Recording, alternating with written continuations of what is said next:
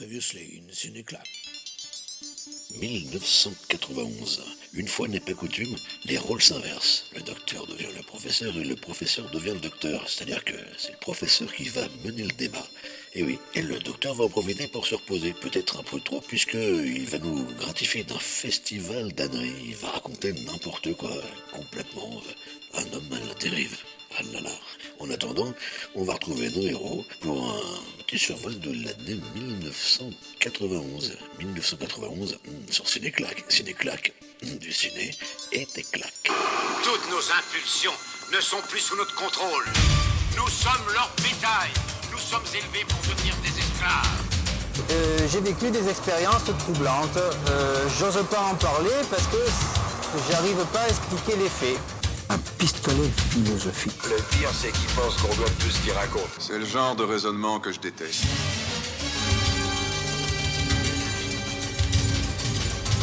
Bonjour professeur, on est en 1991 et tu vas nous en parler un petit peu ? Oui, bonjour docteur, oui, 1991, une année assez intéressante au final. Alors, on commence par un film en chanson, je dirais, hein. On va aborder la musique plus tard.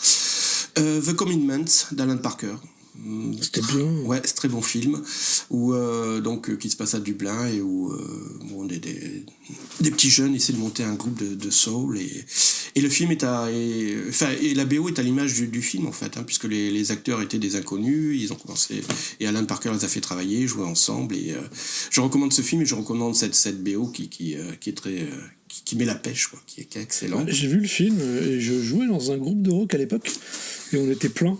Je continue toujours, mais on était plein dans ce groupe-là, on était 12, un truc comme ça. Et en fait, je me suis aperçu d'une chose, c'est que tout ce qui est dedans, quasiment, c'est vrai. Y compris les emmerdements avec les choristes et tout, enfin, tous les trucs. Au début, je me suis dit, ouais, c'est cliché et tout, puis je me suis aperçu que tout était vraisemblable et il y a eu plein de choses comme ça qui nous sont arrivées. On n'a pas connu de star, hein. Mais voilà, c'était assez bizarre. Il y avait une véracité dans ce film qui n'était pas uniquement qu'une comédie.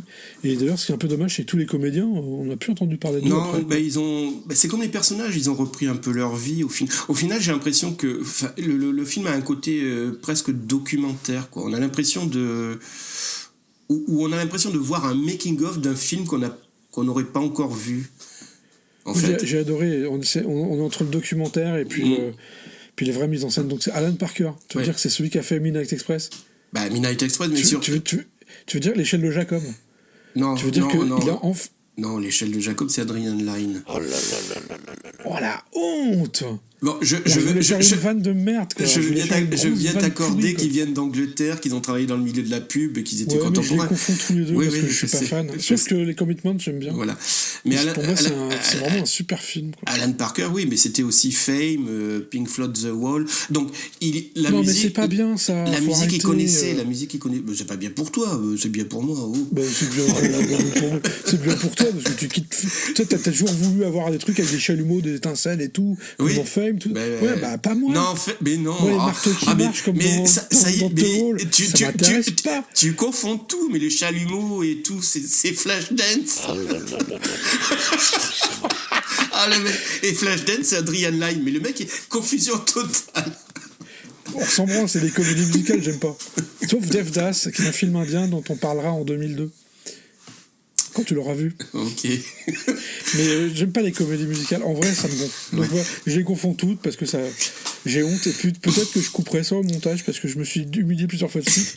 Une fois, c'est rattrapable. 3 fois, c'est plutôt la honte. Donc, je kiffe pas. Par contre, ce que j'ai beaucoup aimé dans les Commitments, c'est qu'on est vraiment près des gens qui sont pas ni des riches ni tout ça. C'est rare des films aussi immersifs dans un milieu social. Oui. Et la musique est tellement importante dedans et il y a un respect de la musique et un respect de tout. J'ai vraiment adoré. Mais voilà, c'est ça qui était beau parce qu'on voit vraiment que dans leur milieu ils en chient un peu. Les boulots et tout, c'est pas intéressant, c'est très physique, c'est très fatigant. Et pourtant ils ont cette passion qui les fait aller plus loin, qui est la musique, quoi. Le film reste optimiste quand même, alors qu'on parle quand même à la même époque en France, il n'y avait pas Un monde sans pitié, je crois. C'est vers ces années-là. C'est possible, oui. Je crois que c'est vers ces années-là aussi, parce que il me semble que je les ai vus dans le même cinéma à peu de temps d'écart, qui parlait aussi, c'est un film sur la société, mais qui était beaucoup plus pessimiste et c'est plus des gens qui baissaient les bras en fait, quoi. qui avait un peu des vies de merde. C'était bien, parce que ça ressemblait un peu à la vie de tout le monde à l'époque, tu vois. Mais les Commitments, non, il y a vraiment une énergie dans ce film qui est vraiment intéressante, quoi. Parce que les Irlandais, les Anglais, ça, et la musique, c'est quand même leur truc. Hein. Oui.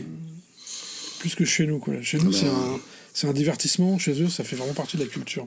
Ouais, et puis bon, c'est pas n'importe quoi. Dublin, tout ça, c'est quand même... on voilà. est chez U2, là. Donc, Ouais, sauf qu'ils sont nuls en bouffe et nous, on est meilleurs. Donc voilà. La suite, professeur. Alors, la suite. Alors, un film qui m'a fait découvrir 3 personnes. Donc, alors qu'il y avait un premier film Les Castors Junior. Riri, Fifi, Loulou. Bravo. C'est cette année-là? Non. Je regarde. Ah non. Non, alors que il y avait un film précédent, le réalisateur avait fait un film précédent que j'ai vu après sur le tard. Donc je vais parler de Day Again, qui m'a fait découvrir Kenneth Branagh, Emma Thompson et Patrick Doyle, le compositeur. Donc avant, ils avaient fait Henry V, excellent, que je recommande aussi.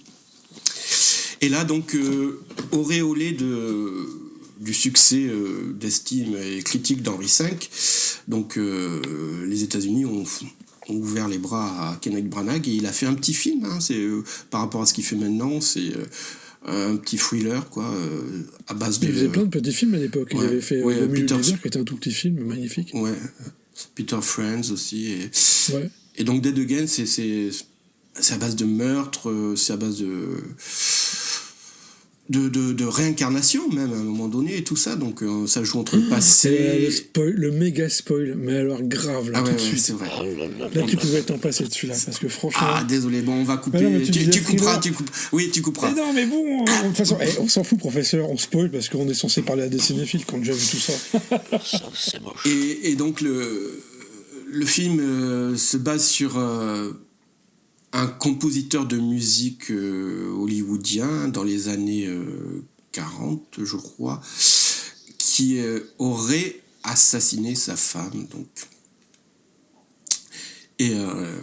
Donc l'intrigue part de là, mais va beaucoup plus loin. Donc, mais je ne veux pas spoiler. Donc le musicien, lui, par contre, est-ce qu'il avait déjà ce souffle, cette patate qu'il a pour faire des grandes envolées Oui. Et donc la musique est très importante dans le film et Kenneth Branagh renoue avec un compositeur que je ne connaissais pas du tout, donc ils avaient déjà travaillé ensemble sur Henry V, et il s'agit de Patrick Doyle. Et dès le générique, quand je l'ai vu au cinéma, dès le générique, j'étais scotché et j'attendais les crédits pour savoir qui avait composé. Je m'attendais peut-être à un nom que je connaissais, un nom totalement inconnu à mes yeux. Ouais. Et je me suis dit, oula, là, attention, va falloir le surveiller, le petit gars. Ah, c'est vraiment un bon. Ouais. Même ce qu'il a fait après, pas beaucoup de repos, rien. Voilà, même son Harry Potter était bon. Thor, j'ai adoré le premier Thor, sa musique est formidable. Un que je t'avais recommandé parce que tu connaissais pas, c'était aussi l'Impasse qu'il avait composé pour Brian De Palma, Carlitos Way en VO. Donc excellent compositeur et je recommande vraiment Dead Again. L'album a été sorti chez Varese à l'époque, donc 30 minutes. Il était ressorti il y a quelques années chez La La Land en version intégrale. C'est du vraiment bon et je recommande aussi le film parce qu'il est excellent, quoi. Alors je suis d'accord avec toi, parce que Patrick Doyle, il fait partie de ces musiciens qui sont vraiment importants dans la musique de film, qui sont pas hyper connus. Les gens connaissent pas son nom, en vrai, sauf les cinéphiles et puis les mélomanes, on va dire. Mais il a vraiment fait des choses vraiment importantes et de qualité. Et on est loin des vendeurs de vent comme Zimmer, ce type-là, quoi. Quel talent qu'il a, quoi. Tu vois, y a pas de problème, quoi. Mais de l'autre côté, il se vend d'abord lui, quoi. C'est d'abord il est publicitaire pour sa propre marque. Patrick Doyle, le type, il bosse depuis plus de 30 ans. Tu vois, il fait des musiques patiemment. Il est monté avec son pote Kenneth Branagh au fur et à mesure, quoi, au niveau de production. Et ces musiques sont reprises même dans des bandes annonces, dans tout ça, quoi. Et tout le monde connaît la musique sans savoir de beaucoup de bruit pour rien. Parce que c'est une musique qu'on entend régulièrement. On se dit, c'est pas du classique. Ah bon, c'est lui, voilà. Et voilà, moi j'admire ce type parce que il est discret et il a vraiment un super talent. Après, il lui a manqué un Seigneur des Anneaux ou un Star Wars, tu sais, il avait essayé, mais je crois que c'était Aragorn qu'il avait fait, mais bon, c'était une sous-merde, quoi. Donc, il aurait pu avec Thor, ça aurait pu péter, quoi. Mais moi, c'est Marvel, ils ne mettent jamais la musique en avant. Non. Il y a 2 passages dans Thor qui sont incroyables musicalement. Il y a le générique du début, enfin de fin, qui aurait dû être au début. Et il y a le passage où on voit le gros robot qui crache du feu, je ne sais plus comment il s'appelle, là, qui déboule dans la ville. Et là, quand Thor lui met la pâtée, la musique derrière, waouh, c'était un tout petit peu repris à la fin de Thor numéro 3, le film rigolo et parodique. Et à la fin, voilà, t'as son thème qui revient, mais très brièvement. Et c'est très dommage parce que c'est au début où on s'est dit que Marvel, il y aurait peut-être des mélodies entre Captain America, Thor, tout ça. Tu te dis, ouais, ça va être bien, quoi. Et puis, c'est jamais arrivé vraiment. Non. Mais là, je suis 30 ans en arrière. Donc, on va revenir en 91 parce que... Enfin, t'es 30 ans en avant, plutôt. En avant, en arrière. Oh, on s'en fout. c'est la spirale temporelle. Oui. Par contre, pour Patrick Doyle, je recommande une BO pour un film pas très connu, peut-être à part des enfants. Hein. C'est un des premiers films d'Alfonso Cuarón, d'ailleurs, La Petite Princesse, qui est excellent. Et sa BO, la BO de Patrick Doyle est magique, tout simplement magique. L'album avait été édité chez Varese et je le recommande fortement. En plus, il y a la fille de Patrick Doyle qui chante dessus et tout. C'est très très beau. Voilà, donc on passe à un autre petit film sympathique qui s'appelle Doc Hollywood avec monsieur Michael J. Fox. Oh là là, la tête qui fait... Mais je vais pas m'étendre dessus des heures.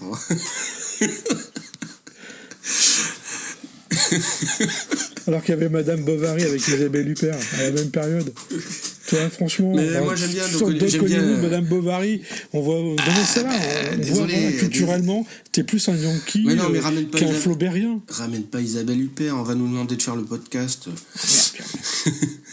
Non, ce que je voulais dire, c'est que la musique était signée Carter Burwell et est vraiment là aussi très sympathique. J'adore ce musicien. Moi aussi, j'adore ce musicien. Et quand il sort de l'univers des frères Cohen, parce qu'il a démarré avec les frères Cohen, il a toujours été fidèle à eux. Donc il a démarré sur 100%. Mais quand il sort de là, alors que c'est des musiques chez les frères Cohen assez austères quand même, après lui, il se lâche et il peut faire des trucs vraiment très sympathiques à écouter, dont Doc Hollywood. Et une chose, j'ai toujours été étonné que personne n'ait fait le rapprochement dans le milieu professionnel sur Doc Hollywood.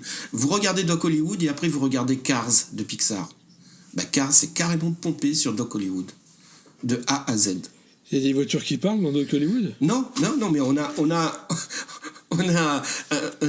un médecin qui va partir à Los Angeles pour faire une grande carrière dans la chirurgie esthétique et devenir riche et tout, qui a un problème sur le chemin. Avec sa voiture, il défonce une barrière, il se retrouve dans un bled paumé où il est obligé de faire des heures de travaux d'intérêt public pour rembourser les dégâts qu'il a fait. Et il se retrouve donc à jouer le docteur dans ce petit village.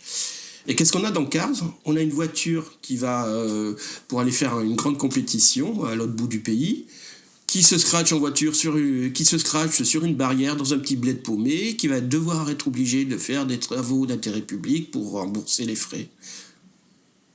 Et là, tu viens de découvrir que les films américains, c'est tous les mêmes. D'accord. Non, c'était une petite anecdote, parce que personne... Non, j'ai bien vu, professeur. T'as cité quand même 2 chefs-d'œuvre. Car c'est le pire truc que j'ai vu chez Pixar. Oui, mais moi aussi, mais moi, j'aime pas trop non plus ce Pixar, mais bon, c'est vrai. Donc... Il y a des choses intéressantes socialement dans le film. Hein. Le fait qu'il soit à côté de l'autoroute, qu'il soit délaissé, c'est la ceinture de rouille qui a voté pour Trump et tout. Ok, d'accord. Mais là, tu fais faire ce que Doc Hollywood, je vais te dire, je l'ai même pas vu, quoi. Ah mais il est sympa, mais moi j'aime beaucoup les films avec Michael J. Fox, donc très sympa. Finalement, je m'aperçois que l'année 1991, il y a beaucoup de choses un peu légères et que tu vas pas aimer du tout. Hein. De toute façon, je sais que le prochain tu aimes pas, c'est Hook de Steven Spielberg. Bon, vas-y, t'en parles, moi je vais aller me faire un café. Je vais pas en parler brièvement parce que bon, Spielberg c'est Williams, John Williams. Vas-y, continue. Hein. Vas-y, parle-en, moi je vais me faire un café. Quel salaud. Donc voilà, le docteur est parti faire un café parce qu'il n'aime pas Hook. Et moi j'aime beaucoup Hook, ne lui en déplaise.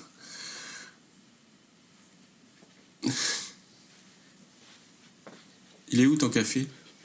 Il n'a même pas été chercher un café. Ah, ça y est, t'as fini ? Oui, non, j'ai... Non, attends. Que les choses soient... ok, je suis allé trop loin, sans doute. Mais Hook, quoi. Oui, non, mais le film n'est pas... c'est pas un de mes préférés. Non, mais même la musique, non, mais justement... Tu chopes des caries aux oreilles. Voilà. Non, justement, la musique, pour moi, est importante parce que c'est l'instant charnière où Spielberg et Williams n'allaient plus faire la même chose. C'était un moment où ils clôturaient une période. Alors, ils ont été dans le trop-plein. Le film, comme la musique, se voulait une sorte de best-of de leur première partie de carrière. Parce qu'après, on va attaquer sur... C'est un worst-of, hein, c'est pas un best-of. Honnêtement, bien joué, mais... C'est tout ce que j'aime pas chez Williams, c'est là-dedans concentré, quoi. Parce qu'après, on va quand même passer à Jurassic Park, Schindler et compagnie. Donc, là, ok, ils ont rebooté après, quoi. Voilà, donc ils ont terminé en cette période et Hook en est emblématique. Oui. Bon, j'écouterai au montage ce que tu as dit. J'ai rien dit quand t'es parti. Non. Alors, John Williams la même année. Plus de café. Je vais voir. John Williams la même année avait composé pour moi un grand film, JFK d'Oliver Stone. C'était autre chose là, quand même. Ouais. Là, c'est super film. La musique elle reste très discrète. Oui, la musique est assez discrète effectivement, à part. Mais en même temps, c'est bien qu'il sache faire ça. Il n'est pas tout le temps en train de faire des grosses trompettes qui hurlent tout le temps. Enfin, John Williams, de temps en temps, ça lui fait du bien. Tu vois, il y a des dérapages comme Hook, et puis des fois, il se fait plus humble, et je pense qu'il aime ça. Il le fait vachement bien. Il avait une relation intéressante avec Oliver Stone, puisqu'il a composé 3 films, si je m'abuse. Il y avait donc Né un 4 juillet, JFK, et après il avait composé aussi Nixon. Et les 3 BO sont vraiment intéressantes, et comme tu dis, où il est un peu en retrait... par rapport à ce qu'il faisait habituellement, quoi. Parce qu'il fait pas du fantastique, là. Disons qu'il voit, je pense que c'est un peu comme un peintre, il va pas prendre... il va pas mettre des milliards de couleurs qui pètent pour qu'on le voit à 10 km, il est là pour... Enfin, moi je vois la musique comme de la peinture, hein, donc pour moi là il est dans quelque chose de plus personnel, de plus intime, en vrai. C'est vrai. Et pourtant ça reste du John Williams, c'est assez dingue, quoi. Enfin, il a une puissance, même quand il fait quelque chose de calme, c'est puissant, mais c'est pas juste visible, ça hurle pas, quoi. Alors je vais revenir sur un petit film encore que tu vas détester, je suppose. Avec mon copain Michael J. Fox, La manière forte de John Badham. J'adore ce film. Ah, enfin. J'adore ce film, il est excellent. Ah oui, il est excellent. Je suis allé le voir au cinéma, je le connais par cœur aussi. Moi, c'est pareil, quoi. John Fools dedans, il est génial, et puis le méchant, Party Crasher, c'est un méchant formidable. Non, il est super ce film. J'adore. C'est un sujet assez original parce que c'était une tendance à l'époque, et le film s'en moque, c'était une tendance chez les acteurs hollywoodiens, lorsqu'ils voulaient incarner un rôle, d'aller chercher une véritable personne qui faisait véritablement ce métier, de lui coller au basque et pour apprendre tout, quoi. Et c'est le cas, donc Michael J. Fox qui joue un acteur connu qui doit interpréter un flic un peu brut de décoffrage et qui va donc à New York coller au basque d'un James Wood irrésistible, quoi. Ce mec, je pense qu'on s'en est rendu compte à partir de ce film. Il était très doué, enfin il est très doué parce qu'il n'est pas décédé, hein. Il est très doué pour jouer la comédie, mais malheureusement on ne l'a pas souvent sollicité pour les comédies. Ah bah il est survénère dedans. Ouais. Il est tellement énervé qu'il en est drôle. Justement, c'est poussé au maximum. Ouais. T'as l'impression qu'il va imploser à chaque minute, quoi. Et donc, qui dit John Badham, le réalisateur, dit son compositeur fétiche, hein, qui n'est pas très connu, Arthur Rubinstein, hein, dont on avait parlé sur Wargame, Tonnerre de Feu.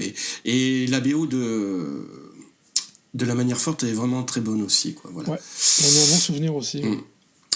Et franchement, c'est de la bonne série B. Ouais. Et tu vois, enfin. Il y avait encore c'est encore un film des années 80, hein, même si on est en 91, on est dans les années 80 au maximum. Mais il y avait cette idée de faire des films pour le public sans se moquer d'eux. Oui. Voilà, c'était de la... Il y avait un côté encore un peu gamin et tout, et je trouve que c'était bien vu, ça. Alors, un film, on s'y... je dirais pas dans la même veine, mais on tombe là dans le côté aussi comédie, parodique et tout, c'est Hudson Hawk. J'adore ce film. Ah, décidément, j'ai beaucoup de chance aujourd'hui. Ah non, c'est un super film. J'adore le réalisateur. Ouais. Lehman. Non, Hudson Hawk, c'est très très bon.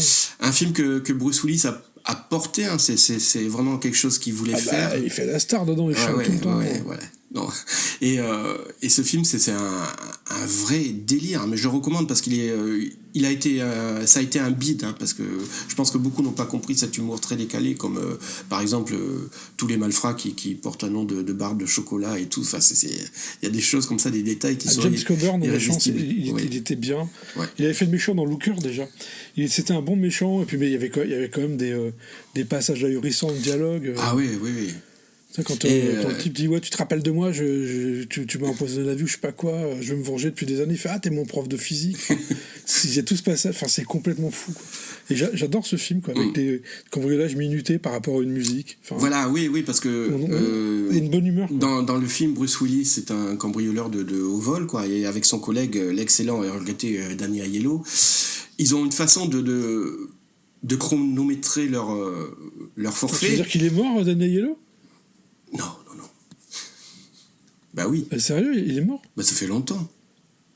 Ah bah on va faire une minute de silence alors.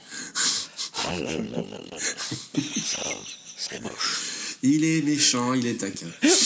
Non, j'adore cet acteur. Non, Moi aussi. Ils étaient parfaits tous les deux. Ils ont fait qu'un film seulement tous les deux. Ouais.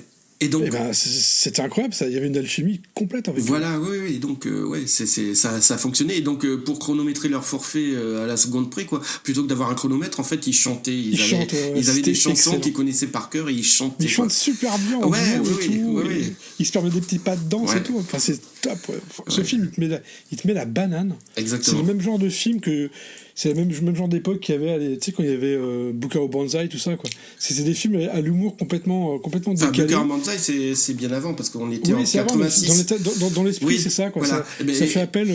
Le spectateur, il fait un petit effort au début pour comprendre où il est.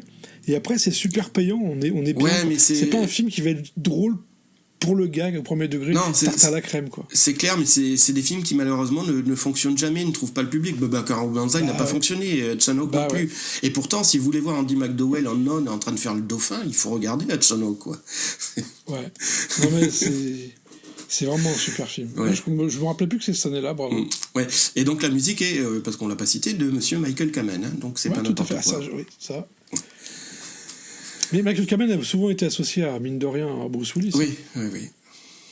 Je sais pas s'ils se connaissaient personnellement. C'est vrai que, outre les Die Hard, il y avait aussi Le Dernier Samaritain. Ouais, tout à fait, qui est sorti la même année d'ailleurs. Ouais. Ah oui, je l'ai pas noté. Oui, il est dans ma liste de 91. Honte à moi, j'adore ce film. Ouais, il est très bien. J'aime bien. Non, c'est l'année où j'aime presque tout. Contrairement à 1990. D'accord. Oui, c'est vrai que 1990, le docteur n'aimait rien.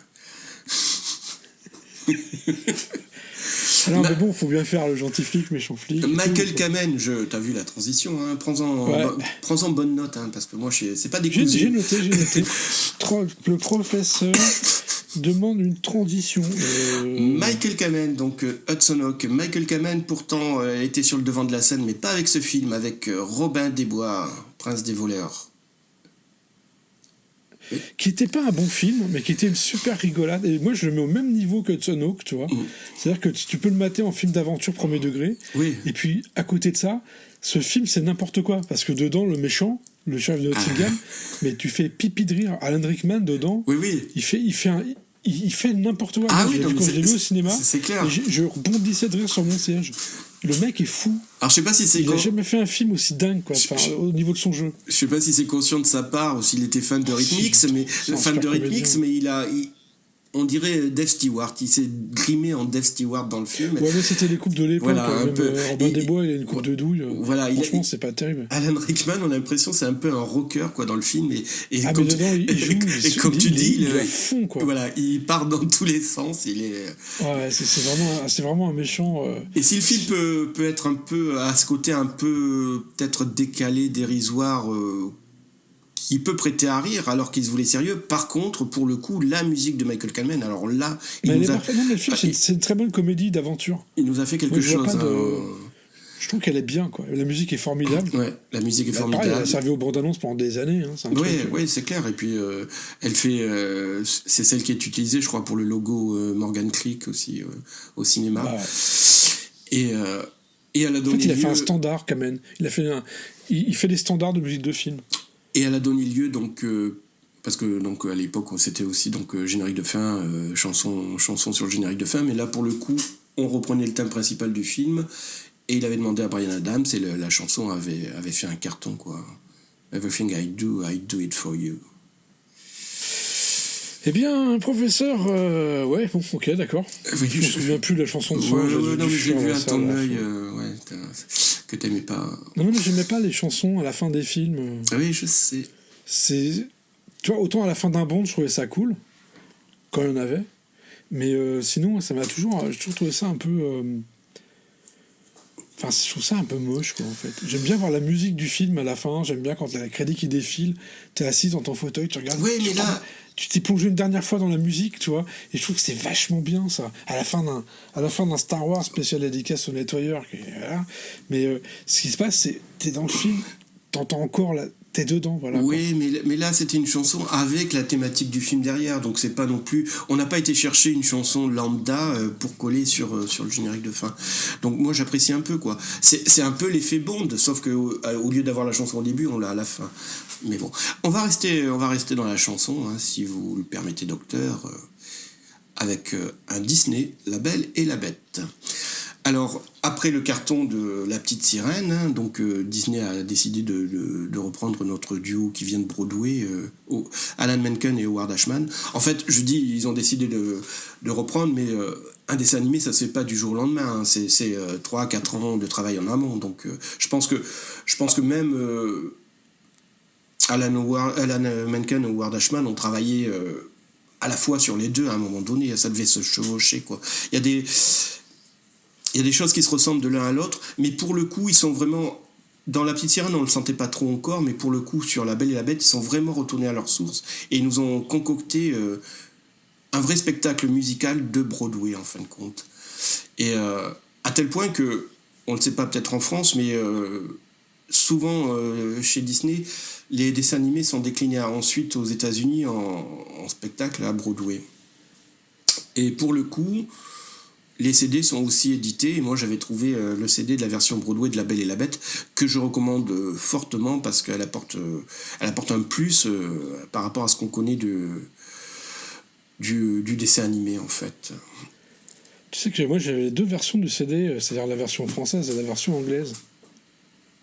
Parce que la VF, elle était excellente au niveau des paroles, au niveau de la voix. Les VF, et je suppose même que beaucoup de versions de différents pays sont très bien, parce que ils étaient assez pointillés à ce niveau-là, quoi, quand même. Ouais.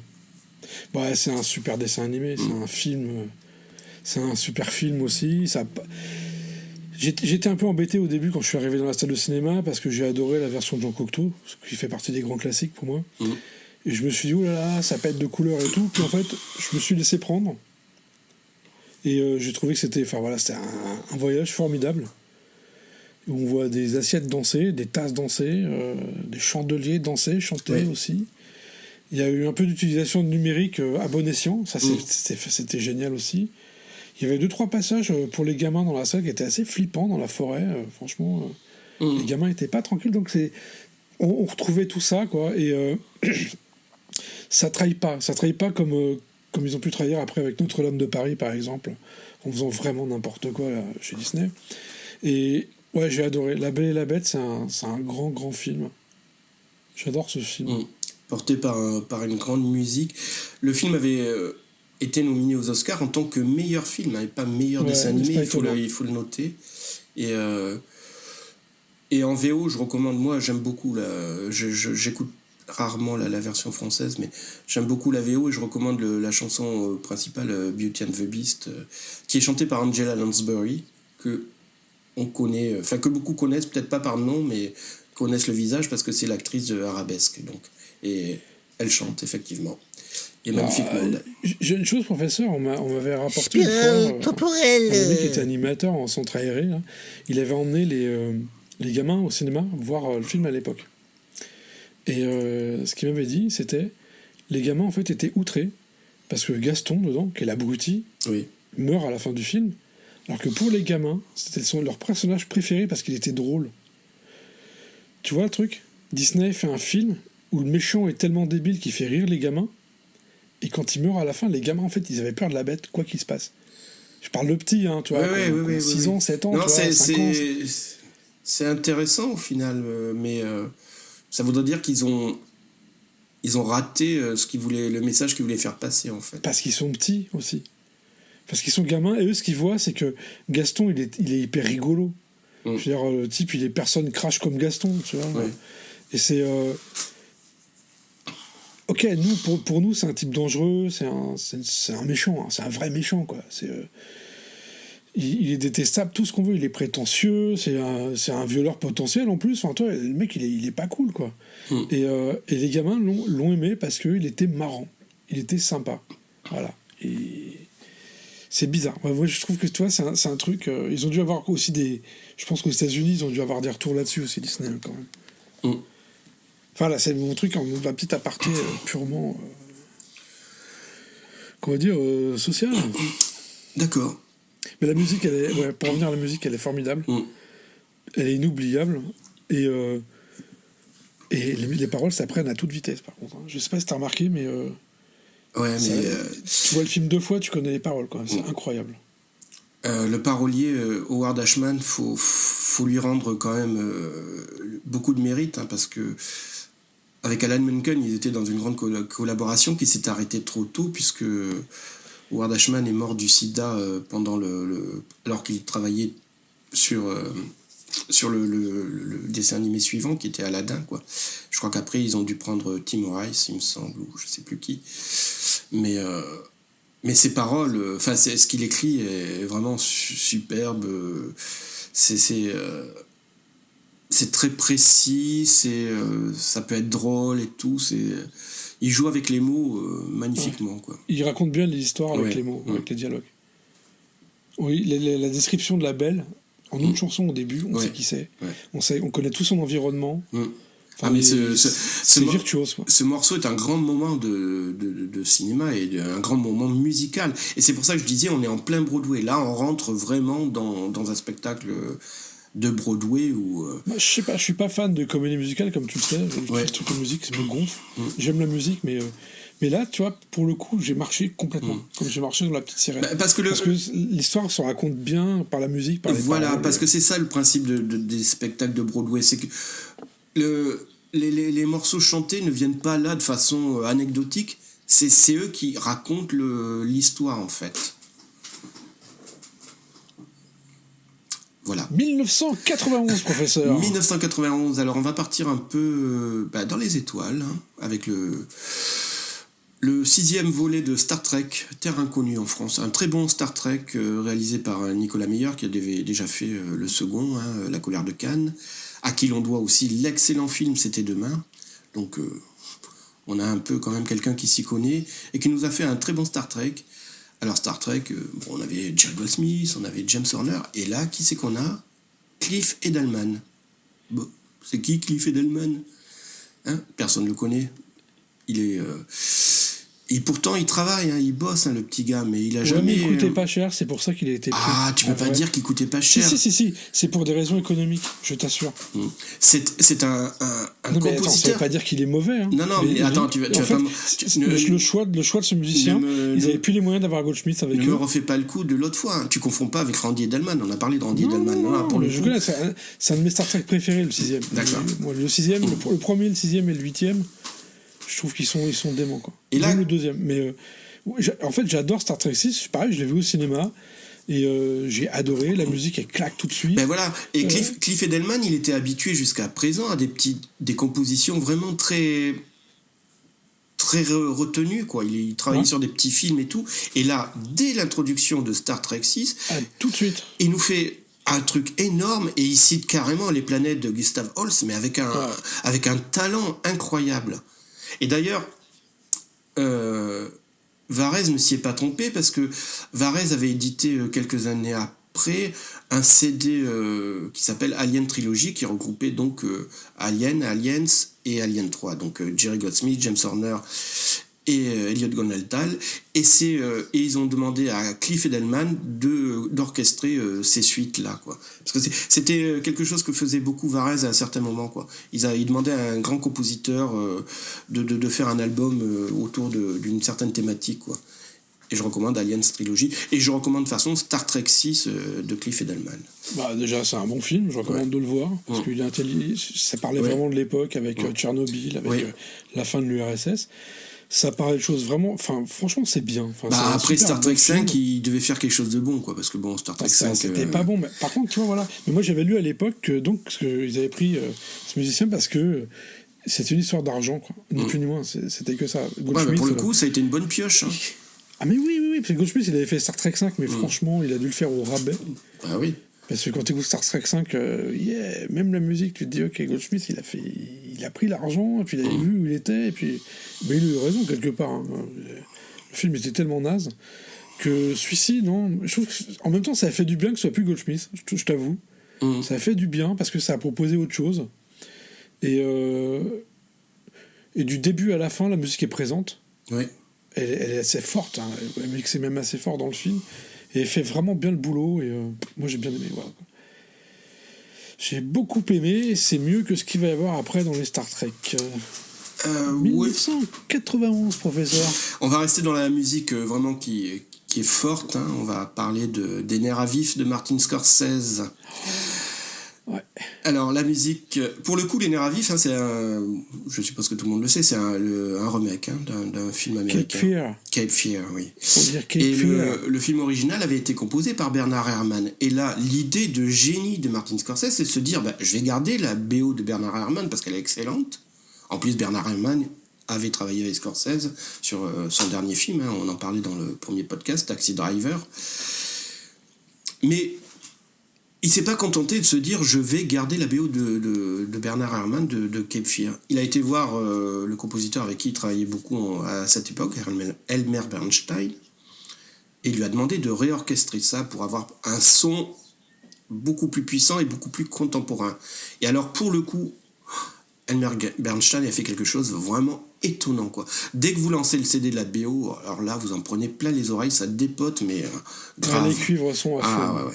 Et je crois même que pour le film, ils ont repris aussi des extraits de la BO que Hitchcock avait rejeté de Bernard Herrmann pour Le Rideau déchiré, il me semble. Faudrait que je réécoute Le Rideau déchiré d'Herrmann, parce qu'il est sorti aussi cette musique-là. Il me semble que sur la fin, avec le bateau qui est pris dans le tourbillon et tout, c'est très possible. Mais tu l'as vu le film original ? Non, je l'ai toujours pas vu, le film original. Il est vraiment très bon. Hein. Oui, Et la musique dessus, elle fait pareil, un effet sidérant. Parce que elle ajoute au drame. En fait, elle te fout les nerfs, la musique, quoi. Elle t'oppresse, et c'est vraiment bien. Super musique, et c'est une bonne idée d'aller voir Elmer Bernstein, parce que quand même, il bossait plus beaucoup à l'époque. Il bossait plus beaucoup à cette époque-là. Il était en train d'amorcer, je dirais une fin de carrière, mais je pense que Scorsese l'a remis un peu sur le devant de la scène, parce que je voudrais faire un retour en arrière sur l'année précédente où j'avais des difficultés à trouver un numéro 1, alors que en fait j'en avais un, mais que j'ai complètement zappé parce que je l'avais pas mis sur ma liste. Et c'était Elmer Bernstein sur The Grifters. Je crois qu'en français c'était Les Arnaqueurs, un film de Stephen Frears, produit par Martin Scorsese, quoi.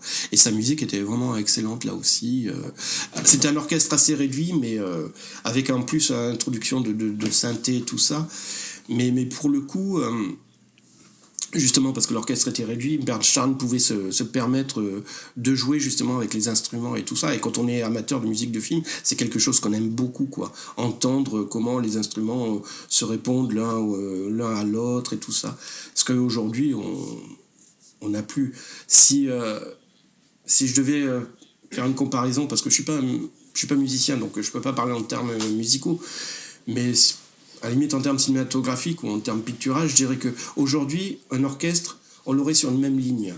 Et tout l'orchestre jouerait, chaque instrument jouerait en même temps sur cette même ligne.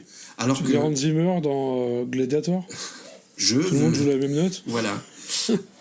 Alors que il n'y a plus de profondeur de chant, et donc on ne place plus les instruments sur ailleurs, quoi, et on ne les fait plus jouer séparément ou ce genre de choses, quoi. C'est en fait les compositeurs actuels ne savent pas orchestrer déjà, et l'orchestration est très importante.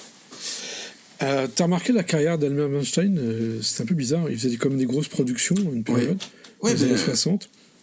60, 70, il avait fait La Grande Évasion, Oui. il avait fait pas mal de choses qui coûtaient cher. Tu vois, Oui. c'était vraiment un musicien. C'est un peu le John Williams de l'époque, il était Oui. dans tous les bons coups. Oui. Et après, en fait, il avait fait Métal Hurlant, Ouais. où sa BO était sortie en douce, parce qu'ils avaient fait sortir le disque de compilation de musique de hard rock, tu vois. Et après, en fait, il a fait des petits trucs à droite à gauche, c'est-à-dire, il a bossé sur Ghostbusters, on l'entend à peine. Il a bossé sur Le Loup-garou de Londres, on l'entend à peine. Il a fait que des BO où il saupoudrait un petit peu, il était là un peu en renfort, parce que, ok, qualité, donc ça marche, tu vois. Mais on lui demandait plus de faire des mélodies qui déchirent, genre La Grande Évasion, inoubliable, tu vois, par exemple. Bah, il était plus, je pense qu'il était plus coté, ou alors les gens qui avaient à ce moment-là les décideurs, les producteurs et tout étaient plus jeunes, ils n'avaient plus la mémoire d'Elmer Bernstein. Ils l'ont fait bosser sur Wild Wild West, quoi. C'est quand Oui. même. Mais C'était flippant, hein. Mais quand il avait Bernstein avait son petit réseau, parce que tu citais Loup-garou de Londres, mais Loup-garou de Londres, c'est John Landis, pour qui il avait composé aussi American College. Donc Scorsese, il a fait beaucoup de choses pour Scorsese et autour de Scorsese. Donc il y avait eu Les Arnaqueurs, il y avait eu aussi Mad Dog and Glory qu'il avait produit et tout. Donc sa fin de carrière a été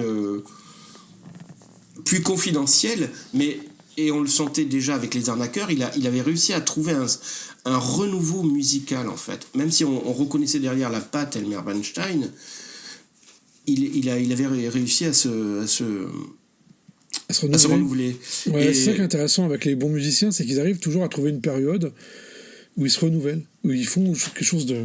par contre, Bernstein n'a pas eu de chance à un certain moment sur cette fin de carrière, parce qu'il était sur certains projets qui auraient pu être porteurs pour lui.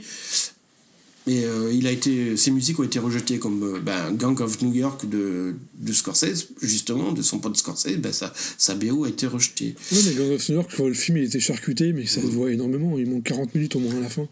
C'était cette période-là où il n'y a plus de respect pour les metteurs en scène, pour les musiciens. Will Smith, il s'est fait virer ses musiques. Il avait composé ça faisait n'importe pour quoi. Disney aussi Natigan, et il a été rejeté au profit de James Horner, quoi. Et quand je dis composé, vraiment, mais de A à Z, les BO existent, et Varese avait ressorti d'ailleurs un coffret, je crois qu'il y avait 4 CD dedans, des BO intégrales rejetées d'Elmer Bernstein. Ouais. Donc voilà. C'est dingue, hein. Ouais, c'est dingue, comme tu dis. Quoi d'autre? Je regarde ma liste. 1991, professeur. 1991. Ah, un petit film, je voulais en parler parce que j'aurais dû en parler plus tôt, en fait, quand tu disais, ouais, j'aime pas les chansons dans les génériques de fin. Et en fait, je l'ai pris pour la chanson, enfin pour le film que j'adore en plus, mais pour la chanson aussi. Madame Bovary. Le sous-sol de la peur de monsieur Wes Craven. Est-ce que tu as vu ce film? Tu te rappelles de la musique de ce film? Je me rappelle parce que je l'ai, en fait. Non, moi, j'adore le film. Je suis fan du film. Hein. Je suis allé le voir aussi au cinéma. J'ai adoré, j'ai eu peur, j'ai rigolé, tout. Enfin, j'étais bon spectateur. Je l'ai vu en vidéo plein de fois. Ouais. J'ai aucun souvenir de la musique. Je te dis, moi, je m'en souviens parce que j'ai la BO. Sinon, je serais comme toi, j'arriverais pas forcément à m'en souvenir. Alors, bon, le titre original, c'est People Under the Stairs. Hein. Les gens sous les escaliers, ce qui est mieux que le sous-sol de la peur, mais bon. Et ce film, pour moi, c'est l'éclate, quoi. C'est un grand Wes Craven, mais j'ai l'impression de voir Maman, j'ai raté l'avion, mais version Wes Craven, quoi. Je sais pas si tu vois ce que je veux dire, quoi. Je vois tout à fait ce que tu veux dire.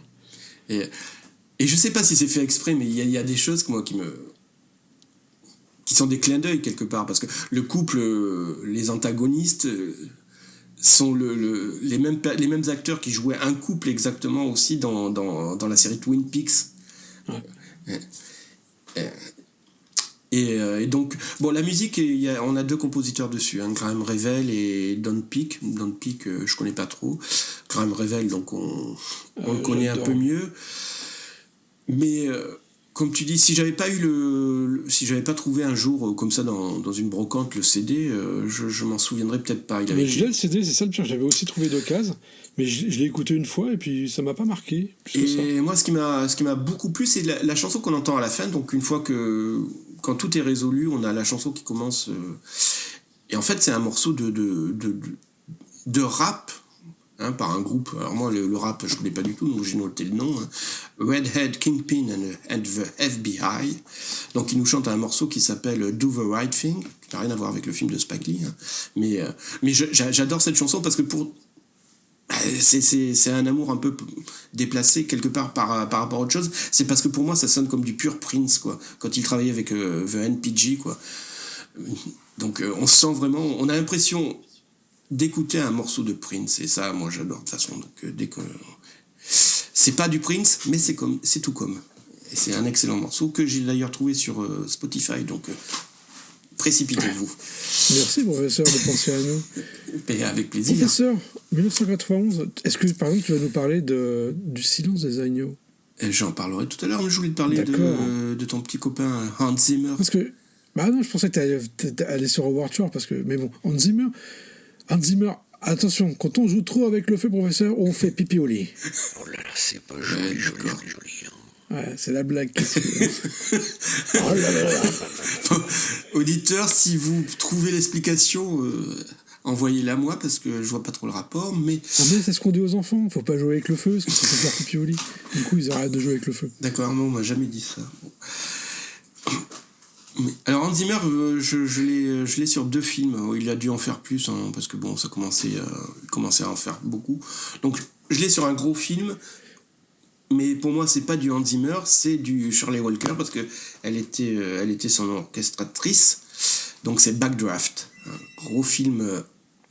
Attends, il y a mon téléphone qui sonne en bas. C'est Hans Zimmer.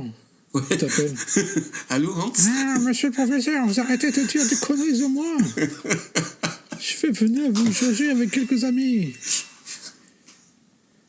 Ça y est. Oui. Cours jusqu'à l'arbre, professeur.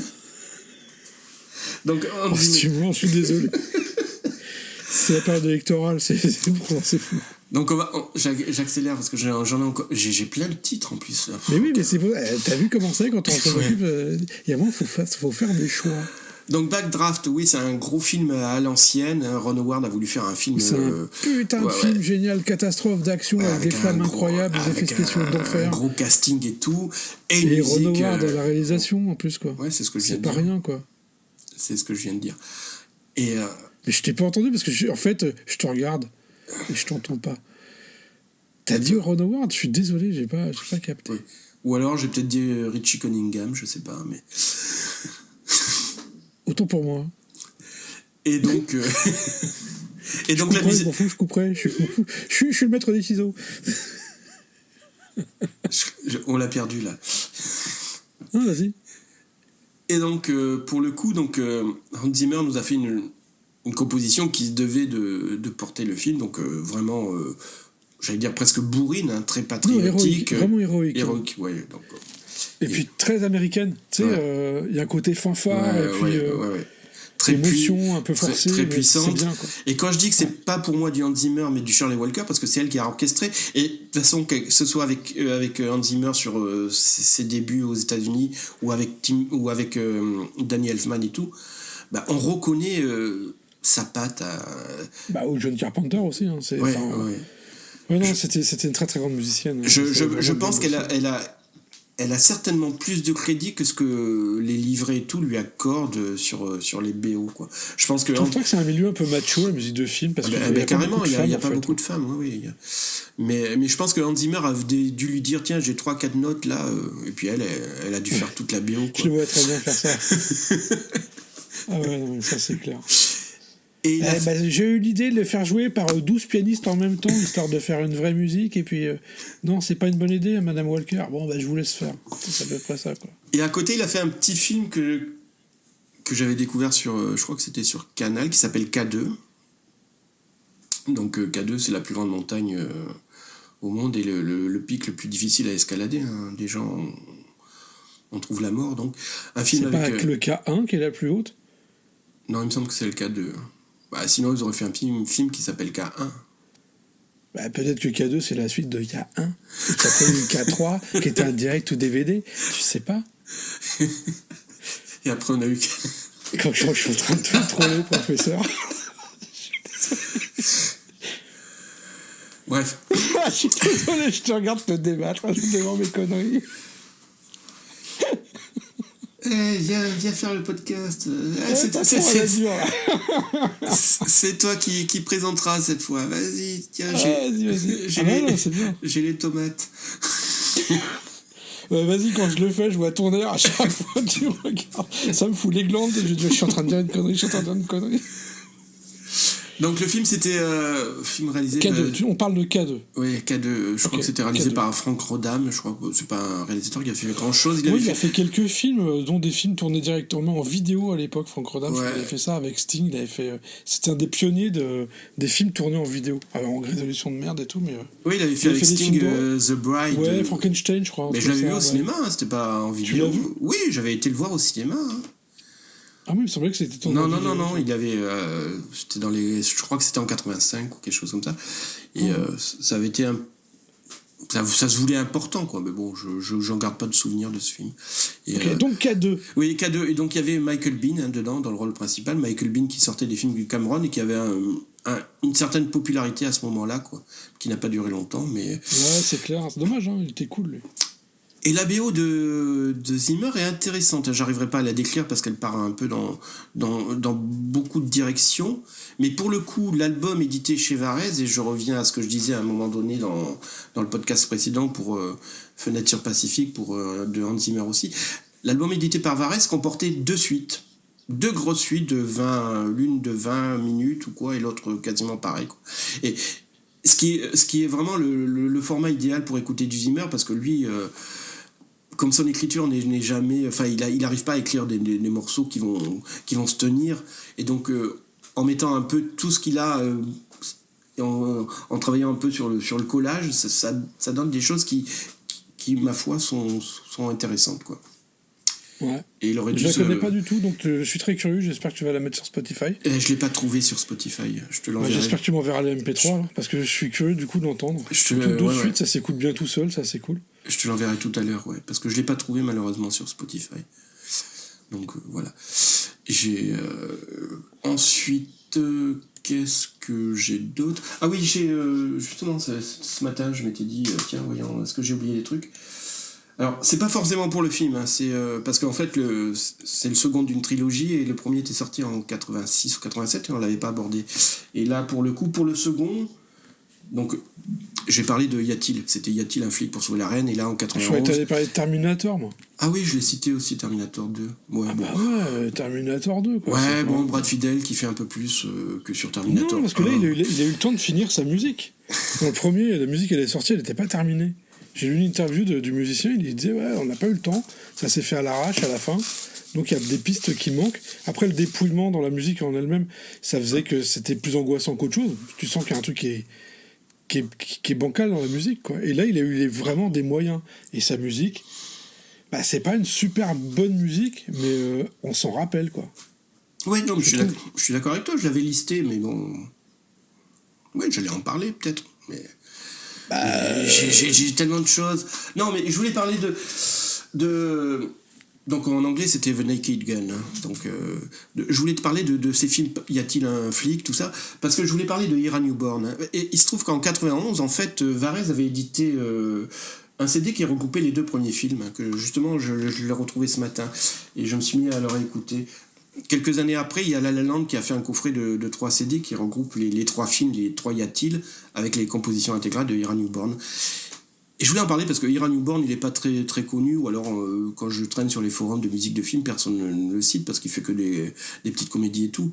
Mais la comédie, c'est très difficile à faire, en fait, plus que le drame, hein. Je trouve que en tant que réalisateur, en tant qu'acteur, en tant que compositeur, c'est très facile de faire un drame. Mais jouer de la comédie... Réaliser une comédie et composer pour une comédie, ça demande beaucoup de technique, ça demande beaucoup de travail. Et c'est pas facile. Et en plus, quand on tombe dans le côté parodique, parce que bon, Y a-t-il un flic, c'est un film des As, hein, Abraham Zucker, donc à qui on doit Hamburger Film Sandwich, à qui on doit Y a-t-il un pilote dans l'avion, Top Secret, le génial Top Secret avec Val Kilmer. C'est peut-être le moins connu de tous, mais alors je le recommande fortement, oui. Et c'est... Et composer donc une musique pour ce genre de film, c'est très compliqué, je pense. Surtout il faut déjà connaître la vraie musique de base. Voilà, surtout il faut l'avoir intégrée pour pouvoir en faire une parodie. Déjà, voilà. C'est pas rien. parce qu'en plus, ça va fonctionner sur beaucoup de codes. Donc, y a-t-il un flic? Ça fonctionne sur des tas de codes, avec le thème voluptueux pour la fille, avec le thème un peu thriller pour le personnage et tout. Et la musique de Ira Newborn, pour le coup, elle est un peu comme le jeu de Leslie Nielsen. Leslie Nielsen, et c'est ça qui est drôle, il joue sérieusement dans son film, dans les films. Et il n'a pas conscience que c'est un personnage totalement raté qui joue dans des parodies. Lui, il le fait sérieusement. Et la musique d'Ira Newborn, pour le coup, elle est sérieuse, elle prend les choses au sérieux. Elle se dit, bon, voilà, il y a un générique, il y a une thématique, là, c'est un personnage américain et tout, donc voilà, c'est patriotique, c'est ceci, c'est cela. Mais pour le coup, il fait un pas de côté dans l'orchestration et tout. Il y a un petit décalage qui fait que la musique fait même rire, et en l'écoutant, moi j'en rigolais aussi en repensant au film et tout. Donc, mais elle se moque pas, elle se moque pas du film, elle se moque pas d'elle-même. Elle arrive à faire sourire tout en étant bien travaillée. Elle est très thématique, elle est excellente. Et voilà, c'était mon petit coup de cœur sur Ira Newborn. Est-ce que c'est le même compositeur qui a fait la série Police Squad? Je pense que oui, parce que oui, il faut le rappeler, les films sont tirés d'une série que les As avaient fait, qui n'a pas duré longtemps, 6 épisodes qu'on peut trouver en DVD. Et quand on regarde, de toute façon, et quand on se rappelle des Nuls, quand ils étaient sur Canal, on s'aperçoit, et avec La Cité de la Peur et tout, on s'aperçoit qu'ils ont tout pris sur les As, quoi, et sur cette série. C'est vraiment... Attention, parce que La Cité de la Peur, dès que t'en parles et que tu fais une critique, en général, tu te fais allumer, quoi, parce que c'est... Ouais, mais bon... Moi, quand je dis que ça m'a pas fait rire, pourtant j'ai adoré les Nuls, je me bidonnais tous les soirs en regardant leur objectif nul, tu vois. Le film, j'ai rigolé une fois, quoi. Mais quand je dis ça, t'aimes rien, tout, c'est les gars que j'ai déjà vus dans Police Squad, quoi. Le souci, il est là, quoi. Ouais. Enfin, oui, c'est ça, quoi. Oui, quand on en fait, les Nuls, comme pas mal de gens sur Canal+, mettaient les programmes américains et ils les refaisaient en français. Voilà, et à l'époque, justement, où ils étaient sur Canal, c'était pas très connu encore, Police Squad, on l'a pas vu avant longtemps, quoi. Le film était sorti... On l'a vu, une nuit la plus nulle, voilà. Le film est sorti, le premier, Y a-t-il un flic pour sauver la reine, donc The Naked Gun, est sorti en 86, qu'on n'avait jamais vu la série avant, quoi. Alors que sur le générique, il y avait marqué From the Police Squad, tout ça. Ouais, je suis allé le voir quand il est sorti, et sur Canal+, il y avait eu La Nuit la plus nulle, où il y avait eu 2 ou 3 épisodes qui avaient diffusés, en disant bien que c'était leur référence. Par contre, là, ils pouvaient plus le cacher. Bah oui. Que, voilà, quoi, et pas que, même les inconnus. Je veux dire, le coup de... La série était géniale pour ça, c'est que il parodiait les anciennes séries de notre génération où les séries, ça s'arrêtait sur un plan fixe. Enfin, on gelait le plan, quoi, de fin. De ta génération, moi j'ai 23 ans. Pardon, de ma génération, docteur. Bah ouais. Et là, dans Police Squad, ce qui était rigolo, c'est qu'ils faisaient ça, mais en fait, les acteurs arrêtaient de bouger, quoi. Et, alors que derrière, tout le décor continuait à vivre et tout, ou alors ils étaient en train de se servir une tasse de café, puis ils arrêtaient pour le générique, alors que le café continuait à couler, à déborder de la tasse, et on les sentait, le sentait avec l'envie de rigoler, d'exploser et tout. Mais... Je les ai revus il n'y a pas longtemps, et en fait, ça marche tout le temps, quoi. Bah oui. Parce que c'est un humour de dingue, donc c'est vraiment un truc de maniaque, et c'est fait avec soin. Enfin, la référence, elle est tellement intégrée que du coup ça marche, quoi, ça fonctionne, c'est pas bâclé, quoi, c'est pas l'humour bâclé. Alors des fois ça tombe à l'eau parce que c'est pas grave, de toute façon c'est sûr que 10 secondes après il y a un nouveau gag, donc en fait la plupart des gags on les retrouve dans les films qu'ils ont fait après, et je pense qu'ils savaient au bout de 6 épisodes qu'ils devaient être annulés, parce que je pense que justement le dernier générique de fin, quoi, c'est hallucinant, quoi. T'as tout le décor qui tombe en morceaux sur les acteurs, et les acteurs ne bronchent pas, quoi. C'est carrément dingue, quoi. Voilà. C'était un super truc, tout comme Top Secret, qui était un film les plus marrants que j'ai vu. Ah oui, mais Top Secret, peu de monde le connaît, moi je le recommande. Et j'arrive toujours à découvrir des choses dedans, quoi. Je sais pas si il y a des choses, la première fois, qui m'avaient échappé, quoi, comme les statues de pigeons avec des hommes qui volent et qui s'arrêtent dessus, quoi. Au lieu d'avoir l'inverse, au lieu d'avoir des statues d'hommes avec des pigeons qui viennent... Non, mais il y a plein de gags, il y a le running gag, là, du truc, du fist machin, là. Oui. J'ai fait un signe au professeur, mais... Enfin, c'est des trucs, en plus, c'est quand même totalement obscène et ça passe. Ouais. C'est super Ouais, drôle. ouais. Que voilà, ils ont mis 3 heures à décrisper son sourire au cadavre. Enfin, franchement, ils osaient tout. Quoi. C'était drôle. J'adore. Quoi. Voilà. Ou la scène, enfin, il y a une scène, moi, qui me fait toujours mourir de rire, c'est quand Val Kilmer est torturé, quoi. Et à un moment donné, il s'évanouit, et puis il rêve qu'il est au lycée, et qu'il est en retard pour une interrogation. Et puis il se réveille, et puis il voit qu'on est en train de le fouetter, et puis il est content, quoi. C'était qu'un rêve. Ouais, moi, j'aime bien quand ils sont en parachute, et puis qu'ils s'embrassent, et qu'ils t'as la cheminée qui est en parachute à côté. Là, tu vois, voilà, c'est ça, cet humour, quoi. Il y a des trucs fins, des trucs énormes, et des choses tellement incroyables. Oui. Enfin, voilà, quoi. C'est le cliché de la caméra qui panote sur la cheminée tout le temps. Oui. Là, c'était beau. Ils ont tout osé. Et l'histoire, ils en avaient rien à foutre, hein, parce que ça se passait dans les années 70 ou 60. Il y avait encore les nazis en Europe. Ah oui, non, mais C'était et puis ça n'importe reprend quoi. beaucoup de choses, quoi. On a une parodie du Lagon Bleu dessus et tout. Enfin, C'était super. Après, c'est ce que les gens n'ont pas compris quand ils vont faire ce. Ils ont voulu. Beaucoup ont voulu retrouver l'héritage des As, mais après, on tombe que dans la parodie pure et simple où on aligne des séquences de films. Que les Scary Movie et compagnie, quoi. Ouais, sauf que les As, c'était les cinéphiles qui aimaient ce qu'ils parodiaient. Oui. Ils avaient vraiment compris la substance de ce qu'ils allaient. Bien entendu. Qu'ils allaient rigoler, enfin, ils allaient se moquer, mais c'était pas vraiment se moquer. C'était en même temps une parodie et aussi un hommage. Et c'est pas juste pour se marrer, pour faire des blagues au kilo, quoi. Ils avaient bien compris les mécaniques de ce qu'ils aimaient avant, quoi. Y compris dans les airplanes et tout, enfin, c'était super. Donc. Eh ben on va 1991 professeur. On va bientôt boucler, hein. Enfin de mon côté, parce qu'il faut aller accélère Philippe. Alors 1991, on a aussi James Newton Howard qui il était arrivé sur le devant de la scène avec donc on en parlait l'autre fois, L'expérience interdite de Joel Schumacher ou je sais pas qui, ou je sais pas jamais comment je sais jamais comment on le prononce. Et donc il commençait à composer un peu tout, un peu n'importe quoi à certains moments, quoi. En 91, on le voit sur My Girl, hein, une petite bluette sympathique avec Dan Aykroyd et Jamie Lee Curtis, mais bon, la musique, pas de quoi se retourner dans sa tombe. On a La Liste Noire aussi, un film sur... Tu veux dire que Jamie Lee Curtis nous a quittés ? Non. Je demande une minute de silence, professeur. Ah, le running gag. Donc il avait composé aussi La Liste Noire, un film sur la chasse aux sorcières dans le...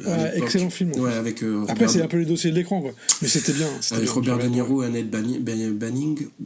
Et donc, la musique, elle était vraiment très... limite cliché, avec des musiques d'ambiance de l'époque, très noires, mais sympathiques.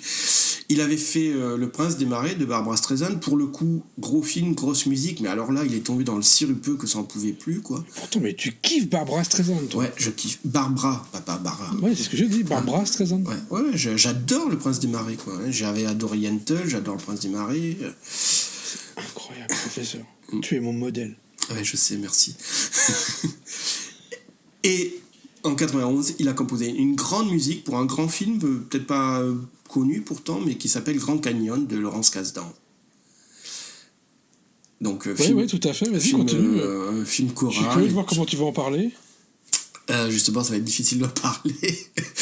Alors, Grand Canyon, bon, c'est difficile de le résumer, quoi. C'est un film choral, c'est... Ben voilà. C'était un des premiers films chorales qu'il y avait. Ouais. Après, il y a eu... En fait, c'était le début d'une tendance, quoi.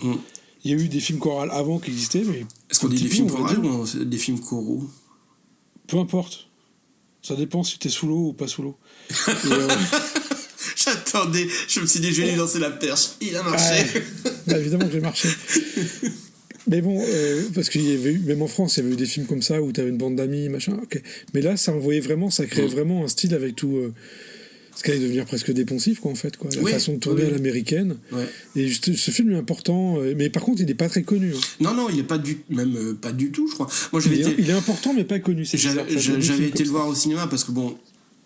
Le casting est quand même assez conséquent, et puis bon, c'était que des acteurs que j'adorais, Kevin Kline, j'entends une sirène, Danny Glover. Ils viennent te chercher. Oh là là là là là.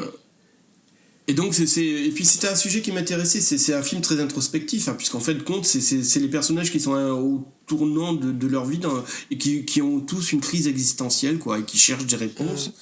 Et cette réponse va s'incarner en quelque sorte à la fin sur le Grand Canyon, quoi. Et James Newton Howard a composé une musique assez intéressante. Moi, ce qui me dérangeait à l'époque de Flightliners, hein, et qui me dérange toujours, c'est que, bon, déjà, sa musique n'a jamais été éditée, et c'est que je ne retrouvais pas ensuite dans ses travaux ce genre de musique qu'il avait fait pour l'expérience interdite Flightliners. Et pour le coup, dès le générique de Grand Canyon, j'ai retrouvé un peu ça. Alors, il arrive à jouer avec... tout en étant classique à beaucoup de moments du film, il arrive à certains moments à avoir une sonorité plus contemporaine, puisque bon, il a quand même été, avant de venir dans la musique du film, il était dans le milieu un peu plus rock'n'roll, quoi. J'aime pas le mot rock parce que ça englobe un peu tout et n'importe quoi, mais à défaut de mieux, je vois pas comment dire les choses, quoi. Et on retrouve ce cachet, quoi, avec des guitares électriques, l'instrumentation électronique, la batterie et tout ça, quoi. Et c'est très intéressant. Et surtout, sur la fin, il nous a composé, mais alors, un morceau... il rend hommage à Aaron Copland, quoi, qui a presque défini la musique américaine dans toute sa noblesse et sa beauté, quoi, sur le Grand Canyon, avec ce travail sur les cuivres, les chœurs et tout. Mais ce morceau c'est pas du plagiat, c'est vraiment un hommage, mais alors magnifiquement bien fait, quoi. C'est un morceau que je me réécoute en boucle quand je veux avoir la patate, quoi, quand je veux y croire. Je me mets ça et je vais bosser. Voilà. Ouais. Donc quand tu veux y croire, dis-moi juste une question, professeur. Thelma et Louise, c'est 91 aussi? Oui, j'en ai pas trop. C'est Hans Zimmer aussi, en fait. Oui. Je sais, quand j'ai cité Zimmer, je me suis dit, ah oui, il y avait Thelma et Louise aussi. Ouais, mais c'est pas rien. Après, moi, je m'en souviens plus de la musique de Thelma et Louise, je t'assure. Mais c'est le fait qu'Hans Zimmer, ça commençait à être l'usine, quoi. Oui. Est-ce que c'est là qu'il a créé Media Venture à l'époque, non? Ouais, c'est peut-être après. Ce que je sais, c'est que c'était OK, il avait vraiment envoyé. Ouais, je crois que c'était pour The Rock, tu vois. Je crois que c'était un peu après, ouais. Mais c'est vrai que c'est le moment de transition, puisque sur Thelma et Louise, on n'a plus Shirley Walker, on a plus un score symphonique, quoi. On tombe là, il avait fait appel à un guitariste aussi sur le film, je sais plus comment il s'appelle. Il avait fait True Romance aussi, peu de temps avant. True Romance, c'est après. Je crois que j'étais en fac quand True Romance, c'est après, il me semble. Non, oui, je crois que c'est après. C'est après. C'est après parce que je sais que j'avais acheté la BO et je l'avais acheté en CD, donc j'avais mon lecteur CD. Moi, c'est ma référence, le moment où j'ai mon lecteur CD. Et Thelma et Louise, j'avais encore les cassettes. J'écoutais encore les cassettes audio. Donc, True Romance, ça a été fait après. D'accord. Oui, bon. Non, mais c'est bien, t'as une balise. Voilà. T'es comme un phare dans la nuit. Oui. Ouais. Donc t'avais d'autres disques encore. Oui. Parce qu'il y a eu les Doors cette année-là aussi qui est sorti. Oui, je l'avais noté aussi, mais bon, j'ai pas aimé le film. J'en garde pas un souvenir impérissable, mais je sais que je connaissais les Doors de nom, c'est tout, mais je sais que c'était une belle découverte, les Doors eux-mêmes, quoi. Donc, en fait, moi j'ai trouvé que c'est un truc qui était intéressant dans le film, outre que c'est la musique des Doors, hein, tu vas pas la réinventer, c'est qu'il l'avait quand même remasterisé, ou je sais pas, il avait équalisé le son pour que les basses faites au synthé ressortent beaucoup plus, et c'était une autre manière de les écouter. Si tu veux, t'as les Doors que t'écoutes en disque, et t'as les Doors dans le film, et c'est pas du tout pareil en fait. Pourtant, c'était ces morceaux-là. Il avait vraiment... Enfin, c'était une autre vision des morceaux, quoi, plus ample. Faudra que je réécoute parce que je sais que j'avais justement acheté la BO en cassette. Donc en 91, j'avais encore les cassettes. Faudrait que je réécoute. Je vais terminer sur un film, je le garde pour la fin. Ça sera le film que j'ai choisi. Et je terminerai sur Rocketeer, donc un petit film de Rocketeer. C'est quoi? C'est un petit film de super-héros à l'époque où, justement, ça n'était pas la tendance aux films de super-héros. On avait eu Batman, mais après, Batman n'avait pas fait des émules. On a eu Darkman, comme on a parlé aussi, mais le genre super-héros restait assez confidentiel. Un film réalisé par Joe Johnson. C'est tiré Johnson, peut-être. Oui, aussi. Johnston. Oui, quelque chose comme ça. Hein. Par Joe. Par Gigi, quoi. Par mon ami Joe. Et donc tiré d'une BD et qui se passe dans le milieu de l'aviation. Ah, tu viens de te cracher. Ouais, voilà. Le professeur s'est écrasé, un destin à la James Horner sauf à lui. Il parle d'avion, il se plante. Voilà, justement parce que la musique du film est composée par James Horner. Donc le film se passe en 1941, si ma mémoire est bonne. Ou peut-être avant, je sais pas, peut-être avant. Oh, tu fais chier. Non, je pense avant, je sais plus exactement comment ça se passe. Pardon pour mes gros mots. Non, c'est que... On avait fait une sorte de petite répétition, et puis je m'étais planté sur la date, et puis il m'a dit non, c'est 1941. Ouais, c'est pas grave, tu t'es planté de 20 ans, c'est pas grave, ça arrive. Et maintenant que je dis 1941, il me dit ah, mais non, c'est pas sûr. Ben non, en tout cas, les États-Unis n'étaient pas encore en guerre dans le film. Et donc, c'est un film d'aventure, c'est époustouflant, ça va. Il y a beaucoup de choses. Il y a la pègre, la mafia, il y a des espions nazis, il y a Timothy Dalton en acteur à la Errol Flynn. Il y a des zeppelins, il y a des zeppelins. Ouais, il y a des zeppelins. Il y a Jennifer Connelly en chanteuse. Il y a Jennifer Connelly en chanteuse. Voilà, en chanteuse, en un mot. Parce qu'elle elle est divine. En chanteuse, en chanteuse. Je crois qu'elle n'a jamais eu un rôle pareil. Le pire, c'est qu'on dirait une princesse Disney, mais avec des formes de films de tu sais ce qu'il y a dedans? Il y a le truc qui fait rêver tout le monde.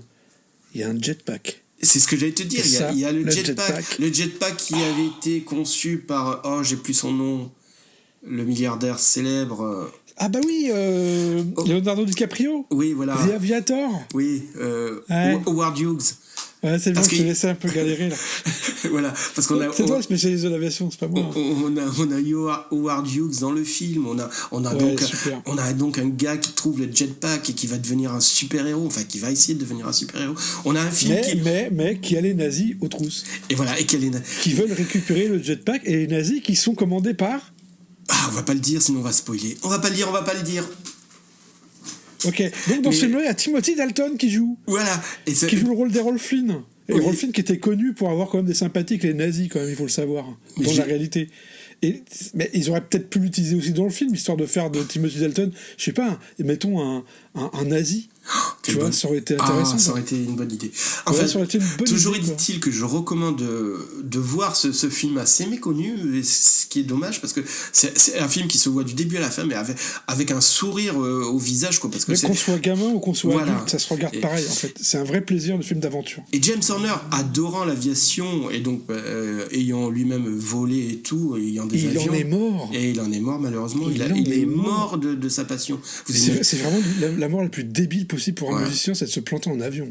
Sérieux, quoi. Débile, non. Enfin, bah écoute, franchement, moi, ce qui me il est mort super jeune, quoi. Moi, j'étais en colère quand j'ai appris son décès. Moi aussi, j'étais choqué. Mais je trouvais... mourir par sa passion, c'est finalement... C'est comme si moi, je mourais avec mon armoire ma bibliothèque de BO de films qui me tombe dessus. C'est pas la même classe.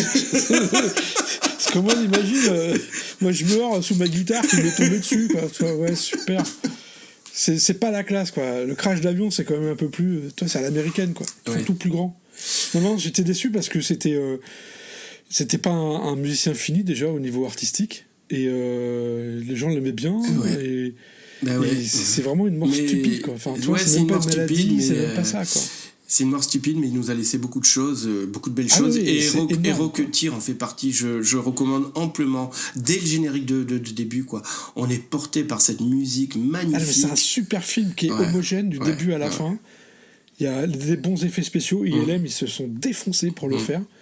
Le montage, il est d'enfer, tu t'ennuies pas, ça bouge tout le temps, chaque scène est importante, chaque scène amène l'autre, il y a de l'humour, il y a de l'action, c'est à la fois un film à l'ancienne et en même temps super moderne, et je trouve qu'il tient toujours bien la route, et ça m'a pas étonné, après quand Joe Johnston a fait Captain America, il a pris le même genre de recette, on va dire, il y a une sorte de...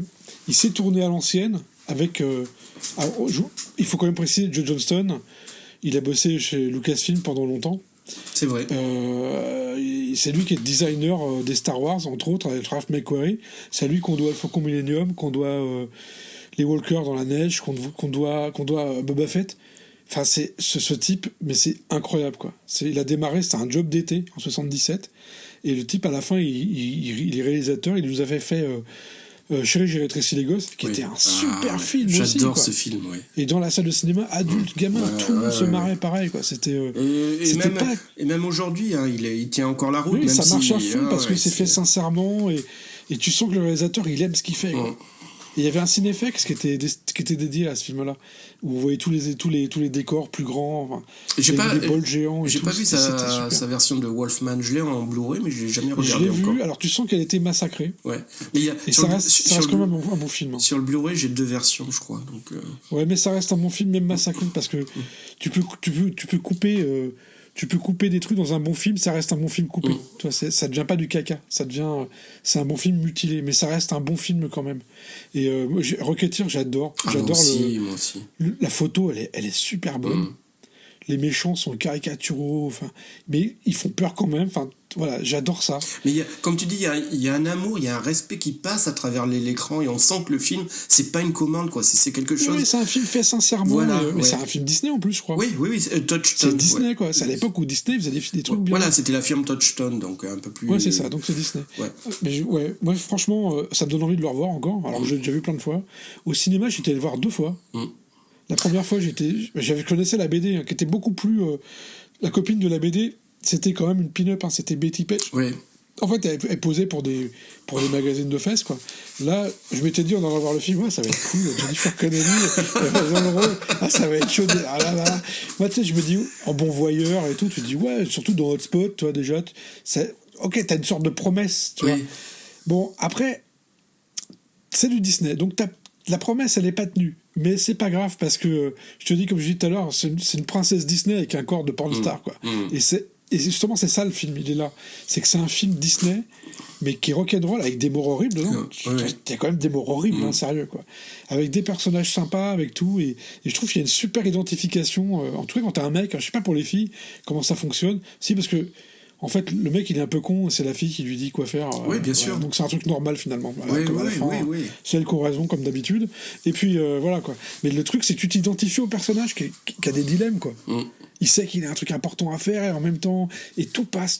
Et surtout, les méchants, c'est des nazis. Eh oui. Et moi, j'aime bien les films où les méchants, c'est des nazis qui se font buter. Parce que ça fait du bien. Et ils se font buter... C'est dans une scène qui est classe quand même, hein. C'est la scène finale sur le Zeppelin, quoi. Moi j'aime bien les films à Zeppelin, quand les Zeppelins ils explosent. Oh, j'ai spoilé, mais de toute façon on s'en fiche. Il y en a plus. Mais tu t'attends à ça, de toute façon, tu vois un Zeppelin, tu espères qu'il va exploser. Non, c'est vraiment un super film. Et la musique, elle emporte tout. Moi j'adore. C'est un des films d'aventure. C'est pas un film d'action, c'est un film d'aventure. Mais c'est de la vraie bonne aventure. Oui, c'est un film d'aventure. Voilà, bon, j'ai fait le tour. J'adore ça. Et c'était ça, moi, en fait, le film dont je voulais te parler, moi. Ah, justement. Parce que j'avais hésité entre ça et Le Silence des agneaux. Et finalement. Eh ben voilà, moi aussi. J'avais hésité. J'aimais bien aussi. Mais Terminator 2, j'aimais bien aussi. Parce que mais moi j'ai pris Le Silence des agneaux, justement, parce que j'avais hésité. Je sais, je m'en doutais. J'étais sûr. Howard Shore, des papillons. Voilà, quoi. Mais Le Silence des agneaux, ouais, super film. D'ailleurs, tu vas nous en parler sans nous faire un résumé, parce que le film, tout le monde l'a vu. Oui. Tout le monde l'a vu. Des papillons, oui, des papillons. Je vais me mettre tout nu, et puis je vais danser en même temps, et puis. D'accord, je vais chanter Goodbye Horses. Souvent mes amis me disent ouais, c'est dommage qu'on n'ait pas l'image. Ben là c'est pas dommage que vous n'ayez pas l'image. Non, parce qu'il a fait. Non, alors Le Silence des agneaux, c'est tiré du roman de Thomas Harris, et en fait c'est une suite à Dragon Rouge. Donc en fait au niveau du roman et au cinéma, Dragon Rouge avait été adapté par Michael Mann, hein, sous le titre de Manhunter. Sixième sens en français. Ouais, Sixième sens, ouais. Quand il est sorti à l'époque. Ouais. C'est important pour les spectateurs. Ouais, mais qui n'a rien à voir avec le film de Shyamalan, quoi. Et donc, dans Manhunter, on avait déjà le personnage de Lecter, mais qui se faisait appeler Lector. Donc, et on retrouve ce personnage, hein, dans Le Silence des agneaux. Là, on lui redonne son vrai nom, Lecter, et on change d'acteur. Entre Manhunter, c'était Brian Cox, et là, on prend Anthony Hopkins. On prend Jodie Foster pour jouer la jeune étudiante au FBI, Clarice Starling, quoi. On prend un réalisateur assez inattendu sur le projet, Jonathan Demme, qui qui était déjà un très bon réalisateur, mais qui faisait quand même des comédies, quoi. Qui avait Qui venait de chez Roger Corman, surtout. Il venait de chez Roger Corman, et puis il avait fait de très bonnes comédies, hein, avec Michel Pfeiffer et tout ça avant. Mais d'ailleurs, Married to the Mob, je sais plus ce que c'était. Veuve mais pas trop en français. Mais, oui, ça avait fonctionné, ouais. C'était bien. Et du coup, pour Le Silence des Agneaux, justement, il voulait retrouver Michel Pfeiffer, et Michel Pfeiffer avait décliné le rôle parce qu'elle trouvait que c'était un film trop noir, quoi. Et ça elle a eu tort. Elle a eu tort, oui, mais...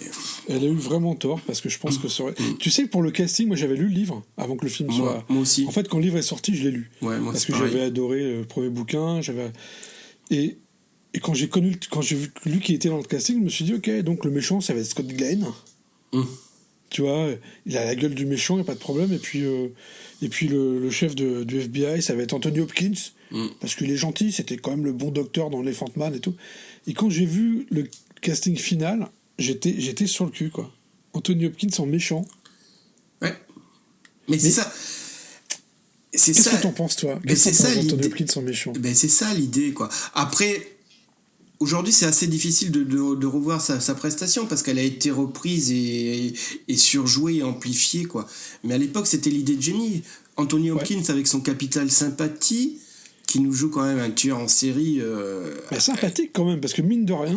J'allais y venir. C'est terrible, quoi. J'allais y venir. On a peur qu'il se fasse choper, quoi. Voilà, et justement, on a de l'empathie pour lui et on a une séquence... Et je vais revenir sur ce que je disais l'autre fois sur Psychose. On a une séquence de transition. Dans Psychose, c'était au moment où Janet Leigh meurt. Et on a Anthony Perkins. C'est marrant, Anthony Perkins, Anthony Hopkins.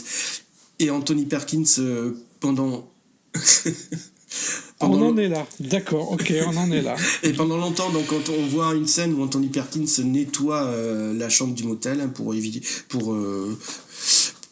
enlever toutes les traces du meurtre, quoi. Et donc... une scène très longue où le spectateur commence à rentrer en sympathie avec le personnage qui est pourtant un tueur. Et dans Le Silence des Agneaux, c'est pareil, parce que à 3/4 ou à la moitié du film, on a une cassure totale, on oublie l'intrigue, on oublie Jodie Foster, on reste sur Anthony Hopkins et de son évasion. Alors que ce morceau n'apporte rien, hein. Et ça aurait pu être un court moment, mais il est long et il s'étire, et on comprend pourquoi, parce que au final, on est pris dans le jeu et on a envie qu'il s'en sorte. On a envie que le tueur s'en sorte. Et c'est pas trompeur à la fin, parce qu'à la fin, le film se termine sur le tueur, donc sur Anthony Hopkins, qui s'en va au loin, là, comme si... Là, maintenant, dont tu racontes, on a l'impression que c'est lui l'antagoniste principal du film. Alors que ça le devient, ça le devient. Oui, ça le devient, mais à la base, il cherche un tueur fou, quoi. À la base, oui, on cherche un tueur fou, et le personnage principal, c'est quand même Jodie Foster, Clarice Starling, et tout le voyage qu'elle va accomplir. Parce que Le Silence des Agneaux, c'est un titre qui est important et qui a son sens, et dont on trouve le sens à la fin du film. Mais... contre ce voyage, il y a une cassure, il y a un changement d'optique à un moment donné. Et le personnage principal à la fin, c'est Hannibal Lecter. Le film se termine sur lui qui part au loin, comme un personnage... incroyable dernier plan. Hein, comme un héros de western, quoi. Ouais. Au loin. Ils se font dans la foule. Et voilà. En plus, la dernière réplique... Quand j'ai un ami à dîner. Voilà, ouais. Voilà, donc, et on jubile là-dessus, quoi. C'est un film parce intéressant. Qu'en même temps, le docteur Chilton, c'est une telle crapule qu'il est tellement antipathique et il se prend tellement au sérieux qu'on est content, on sait qu'il va se faire manger et on est content, quoi. Et c'est ça qui est fou, c'est qu'on est retourné dans le film, on se fait retourner comme une crêpe. Et moi, ce film-là, je suis allé le voir avec une copine. Je lui ai dit, ça fout un peu la trouille et tout. Et elle m'a dit, ça m'étonnerait, c'est un film policier. Et elle était terrifiée. Moi, je sais que, parce qu'on en a parlé l'autre fois, hein, je donne souvent des conférences. Là encore, on m'a téléphoné tout à l'heure, avant le podcast. Et lorsque je veux donner je vais expliquer ce qu'est le langage cinématographique et tout ça. Je cite 2 films et j'analyse 2 films, et c'est Psychose et Le Silence des Agneaux. Parce que Le Silence des Agneaux, c'est pareil. En termes de réalisation, c'est un film parfait de bout en bout. Ce qui était inattendu de la part de Jonathan Demme, pourtant. Parfait, je sais pas. Oui, je suis sérieux. C'est peut-être un peu exagéré. Il y a quand même des trucs. Enfin, moi, il y a des choses. Quand j'étais au cinéma, donc j'ai adoré le film. Franchement, je l'ai bien aimé, quoi. Mais à un moment, j'ai reconnu Roger Corman dans le film quand même, quoi. Bah oui, Et, bien oui, il a un jeu, il a un acteur, il a un rôle. Rien, il a pas pu s'empêcher de mettre Roger Corman dedans. Bah c'est normal. Et moi, ça m'a fait sortir du film. À ce moment-là. D'accord, oui. Et quand on arrive dans la prison de Lecter, qui est l'inverse total de ce qu'il y a dans Manhunter, là, on est dans un sous-sol, on s'attend à voir le monstre de Frankenstein ou un loup-garou enchaîné, tu vois. Bah, j'ai trouvé qu'il en faisait des caisses et que tu savais qu'il venait de chez Corman. Non. Mais en même temps, ça marche. Quoi. Il en fait pas des caisses, justement. Cette scène, elle est très importante. Et je sais, parce que quand je l'avais analysé, le film, je me disais, mais ils en mettent du temps à arriver chez lecteurs, quoi. Enfin, c'est surtout qu'en plus, tu descends des escaliers, tu descends des escaliers, tu ouvres des portes et tout. Mais pourquoi ? Parce que tout ce périple jusqu'à la cellule, on ne parle que de lui, on annonce le personnage. Et tu t'attends à quelque chose de vraiment fort, monstrueux et tout. Et dès qu'il apparaît, bah, tu as Anthony Hopkins, droit, sérieux, propé, totalement l'inverse de l'attente que Demi te faisait. T'as pas un monstre, en fait, tu t'attends un monstre sanguinaire, et en fait, t'as un gars qui est tranquillou, assez élégant, même habillé comme ça, tu vois. Et on avait besoin de ce moment long pour susciter pour donner cette surprise, quoi, cette apparition, pour donner de la force à cette apparition. On avait besoin de ce temps-là. C'est pour ça que je te dis, le film est parfait. Rien n'est laissé au hasard, tout est étudié. Et les regards caméra de Jodie Foster ou Anthony Hopkins, j'étais sûr que j'allais me tromper. Quand t'es en salle au cinéma, mais les regards sont sur toi, là, t'es vraiment... waouh. C'est un film de cinéma. Ouais, voilà. Et d'ailleurs, le son est important dedans, et la musique de Howard Shore. Et la musique de Howard Shore, donc voilà. Dingue, voilà, je l'ai choisi parce que voilà, c'est complètement dingue. C'est Howard Shore, donc on en a parlé l'autre fois avec La Mouche, hein, il s'était révélé... vraiment comme on l'attendait pas, et là c'est pareil, quoi. Il nous fait un travail mais hallucinant de complexité, et pourtant en même temps il y a une certaine fluidité, il y a une certaine on a l'impression que c'est simple alors que ça l'est pas du tout. Non, c'est pas simple du tout. Il y a une sorte de fièvre aussi dans la musique, puisque au début pendant le générique on voit Sky Sterling courir, et par la musique on se dit elle est poursuivie, quoi. Il y a un truc, elle court dans les bois, parce qu'on sait qu'on est là pour voir un film avec un tueur, toi. Et en vrai on se fait avoir carrément, quoi. Et la musique derrière, tout le long, elle est là, elle t'étouffe. C'est une musique étouffante. Mais c'est vrai que cette première scène, on a l'impression qu'elle est poursuivie. Et elle est poursuivie, parce qu'elle est poursuivie par ses souvenirs. Donc, en fait, et on le comprend après, quoi. Et c'est pour ça que je dis, rien n'est laissé au hasard. Pourquoi on a cette scène où on la voit comme ça courir dès le début ? Voilà, il y a une explication à tout, en fait. Non, mais c'est une très très bonne adaptation, scénaristiquement. C'est vraiment bien fait. Moi, j'ai regretté que le docteur Lecter ait pas ses 6 doigts comme dans le livre. Parce que j'aimais bien le fait qu'il soit aussi un monstre physiquement. Ouais. Parce que c'est pas le truc qu'on voit au premier coup d'œil, mais il a quand même une particularité monstrueuse physiquement, quoi. Le fait d'avoir un 6e doigt. Et ils l'ont laissé, je sais pas trop pourquoi, parce que ça aurait pas dérangé, en fait. Parce que de toute manière, l'acteur a été bon, donc voilà, quoi. Après, j'ai trouvé qu'Anthony Hopkins, il a eu tort de faire les suites. Voilà, quand il a eu tort, j'ai trouvé que...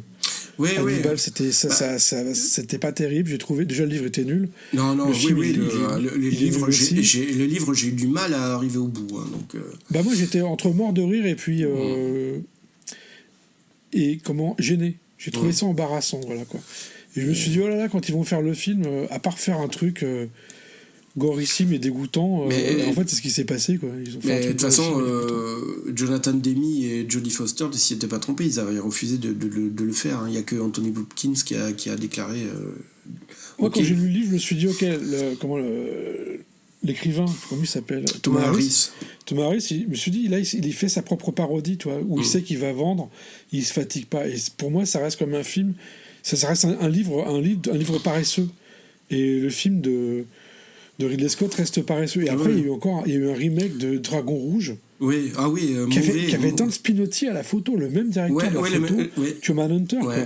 Et Manhunter, ça reste 10 milliards de fois supérieur quand même, quoi. Ah ben carrément, quoi. Ils avaient pris Brett Ratner, quoi. Brett Ratner avait fait tout ce que Michael Mann n'avait pas fait, quoi. C'est Brett Ratner, c'est pas forcément un mot. Enfin, moi, je Non, pense pas que mais c'est un mauvais. mais non, C'est mais juste un c'est- yes man. En fait, là où il est pas Ouais, mais, personnalité. ce qui est intéressant, c'est de comparer des scènes identiques entre les deux films, et on s'aperçoit du génie de l'un et le gros trait qui tâche de l'autre. Et je pense à une scène en particulier, qui est la scène où on a le tigre qui est anesthésié et à qui on va faire une opération dentaire. C'est une scène qui n'est pas importante dans le scénario et dans l'histoire. En fait, le tueur en série... Non, spoil pas. bah, bref. Donc, il y a une scène avec un tigre qui est chez le vétérinaire. Et on a un personnage, une femme qui est aveugle et donc qui est amenée là pour assister à ça et pour sentir des choses, pour sentir le souffle du tigre, sa respiration et tout. Et chez Manhunter, chez Michael Mann, Joan Allen joue ce personnage et la scène est magnifique. Claire, c'est démentiel. Et chez Brett Ratner, mais c'est presque du cul, quoi. On tombe dans la parodie, mais dans le gravuleux, quoi. Bah parce que c'est pas un bon, c'est surtout qu'il a dû recevoir un petit mot, genre fais ça, et lui il fait quoi. C'est ça son problème, Brett Ratner. Et puis Parce que Edward Norton, pourtant... c'est jamais très mauvais techniquement ce qu'il fait, tu vois. Et des fois tu sens qu'il y a une intention, mais il lutte pas. C'est pas un mec qui va lutter pour son film, tu vois. Ça se voit vraiment, quoi. Et Edward Norton, pourtant, c'est c'est un acteur que j'adore, Edward Norton, mais là on a l'impression qu'il se fait chier en blonde platine et tout, quoi. Mais on se dit, mais qu'est-ce que tu viens faire dans ce film, Coco, Non, quoi. mais tout le monde a l'air de se faire chier dans ce film. Donc, mais c'est un vrai problème. Et après, il y avait eu la suite, un préquel, c'était Hannibal Lecter. Ouais, je l'ai pas. J'ai le roman que j'avais trouvé en occasion, que j'ai toujours pas lu, et j'ai pas vu le film. Bah, j'ai arrêté à la moitié du roman, et je crois que je suis pas arrivé au bout du film. Et pourtant, il y a Gong Li dedans. J'adore Gong Li, je suis ultra fan de Gong Li, quoi. Et non, ça a pas fonctionné, quoi. Disons que le Dr Lecter, il y a eu une série qui était excellente, qui s'appelait Hannibal. Je l'ai pas vu, ouais, avec Matt... qu'est-ce que c'est bien. Matt Ils Mikkelsen. ont arrêté juste au moment où il fallait pas qu'ils arrêtent. Parce que il fallait qu'ils financent autre chose, je sais plus quoi d'ailleurs. Ouais, je crois que le concept de la série voulait justement raccrocher les wagons avec Manhunter, quoi, non? Ouais, Ça devait... et ils y arrivaient, sauf qu'ils n'avaient pas les droits comme sur Clarice Starling. Ils avaient pas les droits, donc ils se sont débrouillés autrement. Et ils arrivaient à la fin. On avait fait Manhunter, délayé sur 10 épisodes, mais avec plein d'autres choses. La série, c'est une série financée par Gaumont. Et c'est une série, la productrice c'était Sidonie Dumas, c'est celle qui a financé Illusion perdue par exemple. En général, elle fait des trucs de qualité. Et franchement, la série, j'ai bien aimé. Sur 3 saisons, c'était super bien. Le Dr Lecter dedans, c'était Mads Mikkelsen. Oui. Qui était incroyable. Et il est flippant. Et t'as des visions d'horreur complètement dingues. La musique, elle est super. Enfin, tout est bien dedans. Franchement, tout est bien. Et ça s'arrête, tu sais pas pourquoi. Enfin, le pire truc. Donc, ils ont bâclé une fin, genre, dernier épisode. Ils ont bâclé la fin. Ça, j'étais pas hyper content. Et je sais plus ce qu'ils ont financé à l'époque. Gaumont. Ils ont arrêté cette série pour financer autre chose qui s'est planté. Je sais plus ce que c'était. D'accord. Au lieu de faire une dernière saison, que ça pète dans tous les sens. Parce qu'en plus, on retrouvait le méchant de Hannibal. C'est le gars qui est défiguré dans son... Oui. On voyait tout ça, quoi. On voyait tous ces trucs-là dans la série. Ah ben là, moi, je te conseille cette série qui est vraiment oui, bien. mais là, tu me donnes envie, parce que je la connaissais de nom, mais j'ai jamais regardé trop, et... C'est un long trip, c'est un long cauchemar, mais assez esthétique. Et ouais, les visions d'horreur sont très, très théâtrales. On dirait presque des installations artistiques. Et tu dis d'ailleurs, Lecter, il a eu le temps de faire tout ça tout seul. Il fallait comme une grue pour empiler 15 cadavres les uns sur les autres. Mais bon, c'est pas grave, ça passe, quoi. Il y a un petit côté magie. Et par contre, il mange beaucoup de gens. Et ça, c'est rigolo. Il est très très bon en cuisine. C'est une série essentiellement basée sur la bouffe. Enfin, tout ça pour en revenir au Silence des agneaux et sa musique. Parce que dedans, ce qui est intéressant, c'est qu'il y a cette musique de Howard Shore et aussi des musiques pop qui sont excellentes, qui restent, quoi. Ouais. Quand il y a le tueur... sur Lazarus Crew. Comment il s'appelle Buffalo Bill. Buffalo Bill, ouais. Quand il danse sur une musique complètement naze, parce qu'elle est vraiment naze, la musique. Ah non, elle est excellente. Mais c'est devenu excellent avec le film, sinon personne ne le savait, quoi, toi. Ouais, Goodbye Je Horses. sais que tu danses tout nu dans ton Horses, salon, avec le zizi coincé entre les cuisses. On l'a tous fait, Kevin Smith en avait fait une parodie dans la suite de Clerks, d'ailleurs. Ouais, tout à fait. Qui était assez drôle. Non, mais c'est une séquence qu'on peut pas oublier, c'est un méchant qu'on peut pas oublier. Ouais. Et d'ailleurs, l'acteur meurt de la même manière dans Hit. C'est ça qui est assez bizarre, quoi. Dans la même position. Ah ouais, j'avais pas avec vu du le sang autour de rapprochement. lui et puis les mains comme ça, quoi. C'est non, c'est bien et enfin moi j'ai kiffé le film, j'ai adoré. Et pour te dire à quel point, parce que moi je l'adore musicalement et tout, mais pour moi c'est la réalisation où je trouve que c'est un film que j'adore regarder pour étudier. Et ce passage dont je parlais, la transition entre où à un moment donné on change de personnage principal, c'est plus Clarisse et ça va devenir Lecter, elle se fait sur un plan. À un moment donné, la dernière fois que Clarisse vient voir le docteur Lecter, il va y avoir un échange de documents et on va avoir 2 doigts qui se touchent. Parce qu'elle n'avait pas le droit de le toucher normalement. Et là, on a les doigts des personnages qui vont se toucher, se frôler. Ouais, je m'en souviens. Alors c'est assez presque sensuel et tout. Mais là, tout d'un coup, paf, on change. C'est comme si Starling disait, bon, mais maintenant c'est à toi. Et ensuite, on a cette séquence de l'évasion et tout. Et on a Lecter qui devient le personnage principal. Donc tu vois, tout est étudié.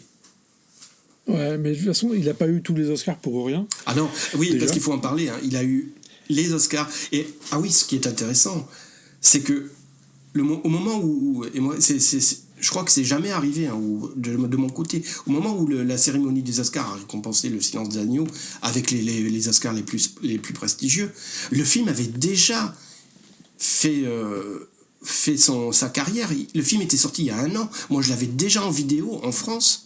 Il était déjà édité en vidéo. Généralement, les Oscars, comment ça se passe ? Ils commencent à voir les films en fin d'année, quoi. Les films qui sortent entre octobre, novembre, décembre, tout ça. C'est là où on commence à mettre les films qu'on espère retrouver aux Oscars. Et pour Le Silence des agneaux, le film il était sorti en début d'année dernière, quoi.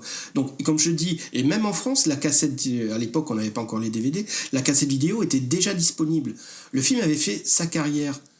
Et pour une fois, donc, les Oscars ont récompensé un film de façon méritée, parce que justement... Oui, parce que c'est un bon film, voilà. donc il est resté dans la il avait pas besoin d'Oscar pour sa carrière, puisqu'elle était déjà faite. Je sais pas si t'as remarqué, moi c'est pas tellement ça que j'avais remarqué à l'époque. C'était le fait que ce soit un film, c'est quand même un film d'horreur. Ouais. Toi, et c'est un film d'horreur qui a eu les Oscars. Mais parce que il y a quand même du gore dedans, il y a quand même le passage massacre à la tronçonneuse où le type il a quand même retiré le visage d'un gars pour se le poser sur le sien, tu vois. Ouais, mais là tu vois, tu fais des c'est toi qui te fais ces images parce qu'on les voit pas en fait hein.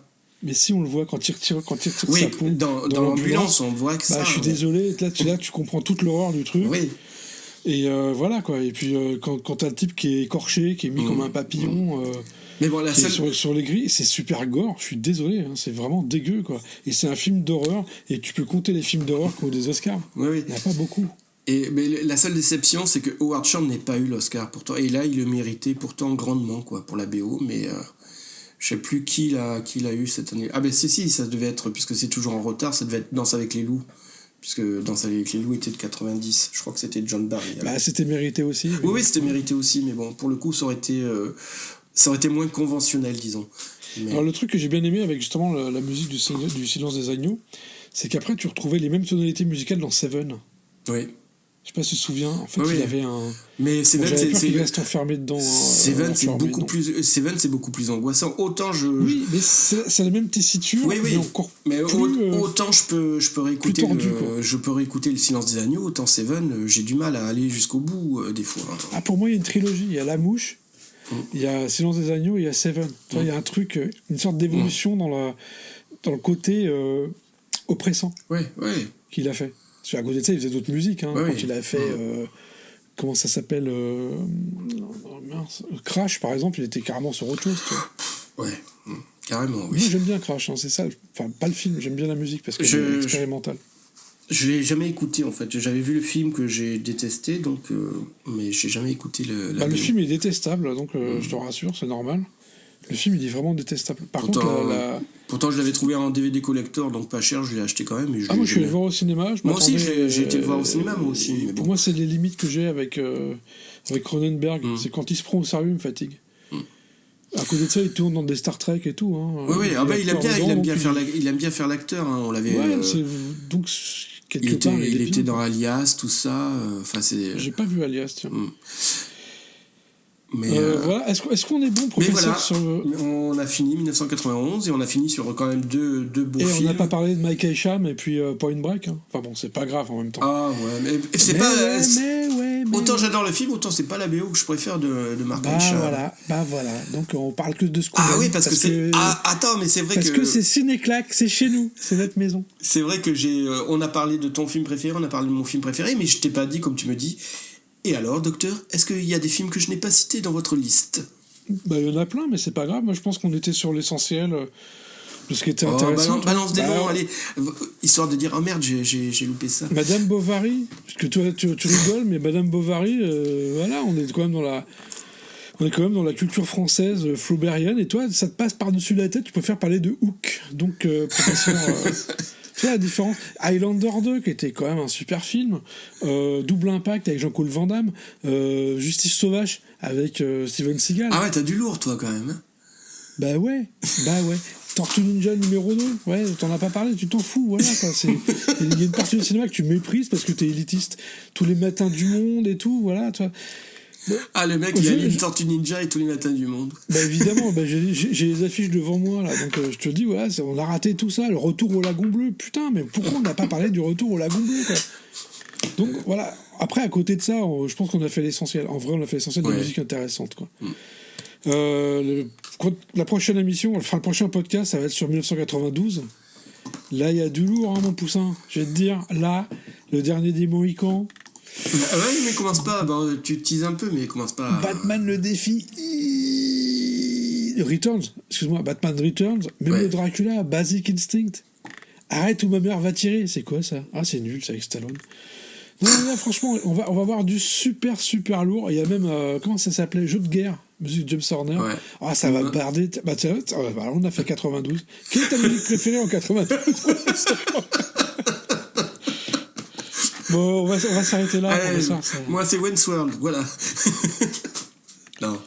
Mais je l'ai pas vu quand il est sorti. Moi non plus, je l'ai vu après. Parce qu'il n'y avait pas de VO disponible et j'avais pas envie d'entendre ça en doublé, quoi. J'avais pas envie d'entendre la VF de ça. Et quand tu habites en région parisienne, en banlieue, c'était compliqué de voir des comédies. Des comédies en VO, il n'y en avait pas beaucoup. Il y avait des films en VO, mais les comédies, c'est quasi en français tout le temps, quoi.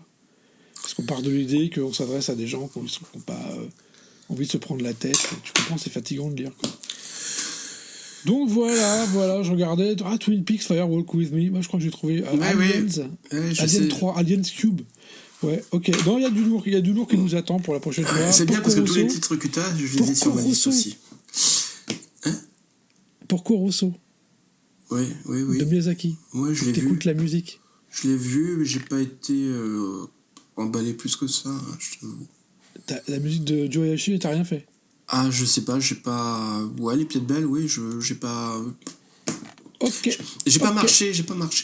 Non, ok. La honte. Là, j'ai honte. Ouais, je sais. C'est Fabrice qui me l'avait acheté, il m'a dit, ouais, il faut que tu vois Miyazaki. Là, c'est un super film et c'est une super musique. Et je te jure que quand après il a fait Chihiro, tu comprends tout de suite le truc, quoi. Non, enfin bon, on va pas s'étendre là-dessus. De toute façon, t'as des devoirs à faire parce que 1992, c'est l'année de À toute épreuve de John Woo. Ah, ouais. Qui est le générique de notre podcast. Et c'était de voir pour la prochaine fois, c'est de le regarder. Ouais. Parce que déjà c'est bien et en plus c'est la musique de notre podcast. Ouais, alors, si tu connais pas le film, tu vas me faire une interrogation. Voilà. Et là je te foutrai la honte et je couperai pas. Voilà, oui. Et tu verras vite si je l'ai vu ou pas. C'est clair. Non, il faut que tu le vois. Là, par contre, je ne pas. Vois-le parce que c'est vraiment bien et puis je vais en parler parce que on peut pas parler de ça, c'est notre générique. Donc toi, c'est. Quel voyage insensé. Que nous réserve donc l'avenir, que nous réserve 1992. Vous le saurez en écoutant Ciné-Claque 1992, eh oui. Comme quoi, des fois, la vie, avec le docteur et le professeur, ou le professeur et le docteur, la vie est bien facile. Voilà, Ciné-Claque, c'est du ciné et c'est des claques. Et puis, grosse bise à tous.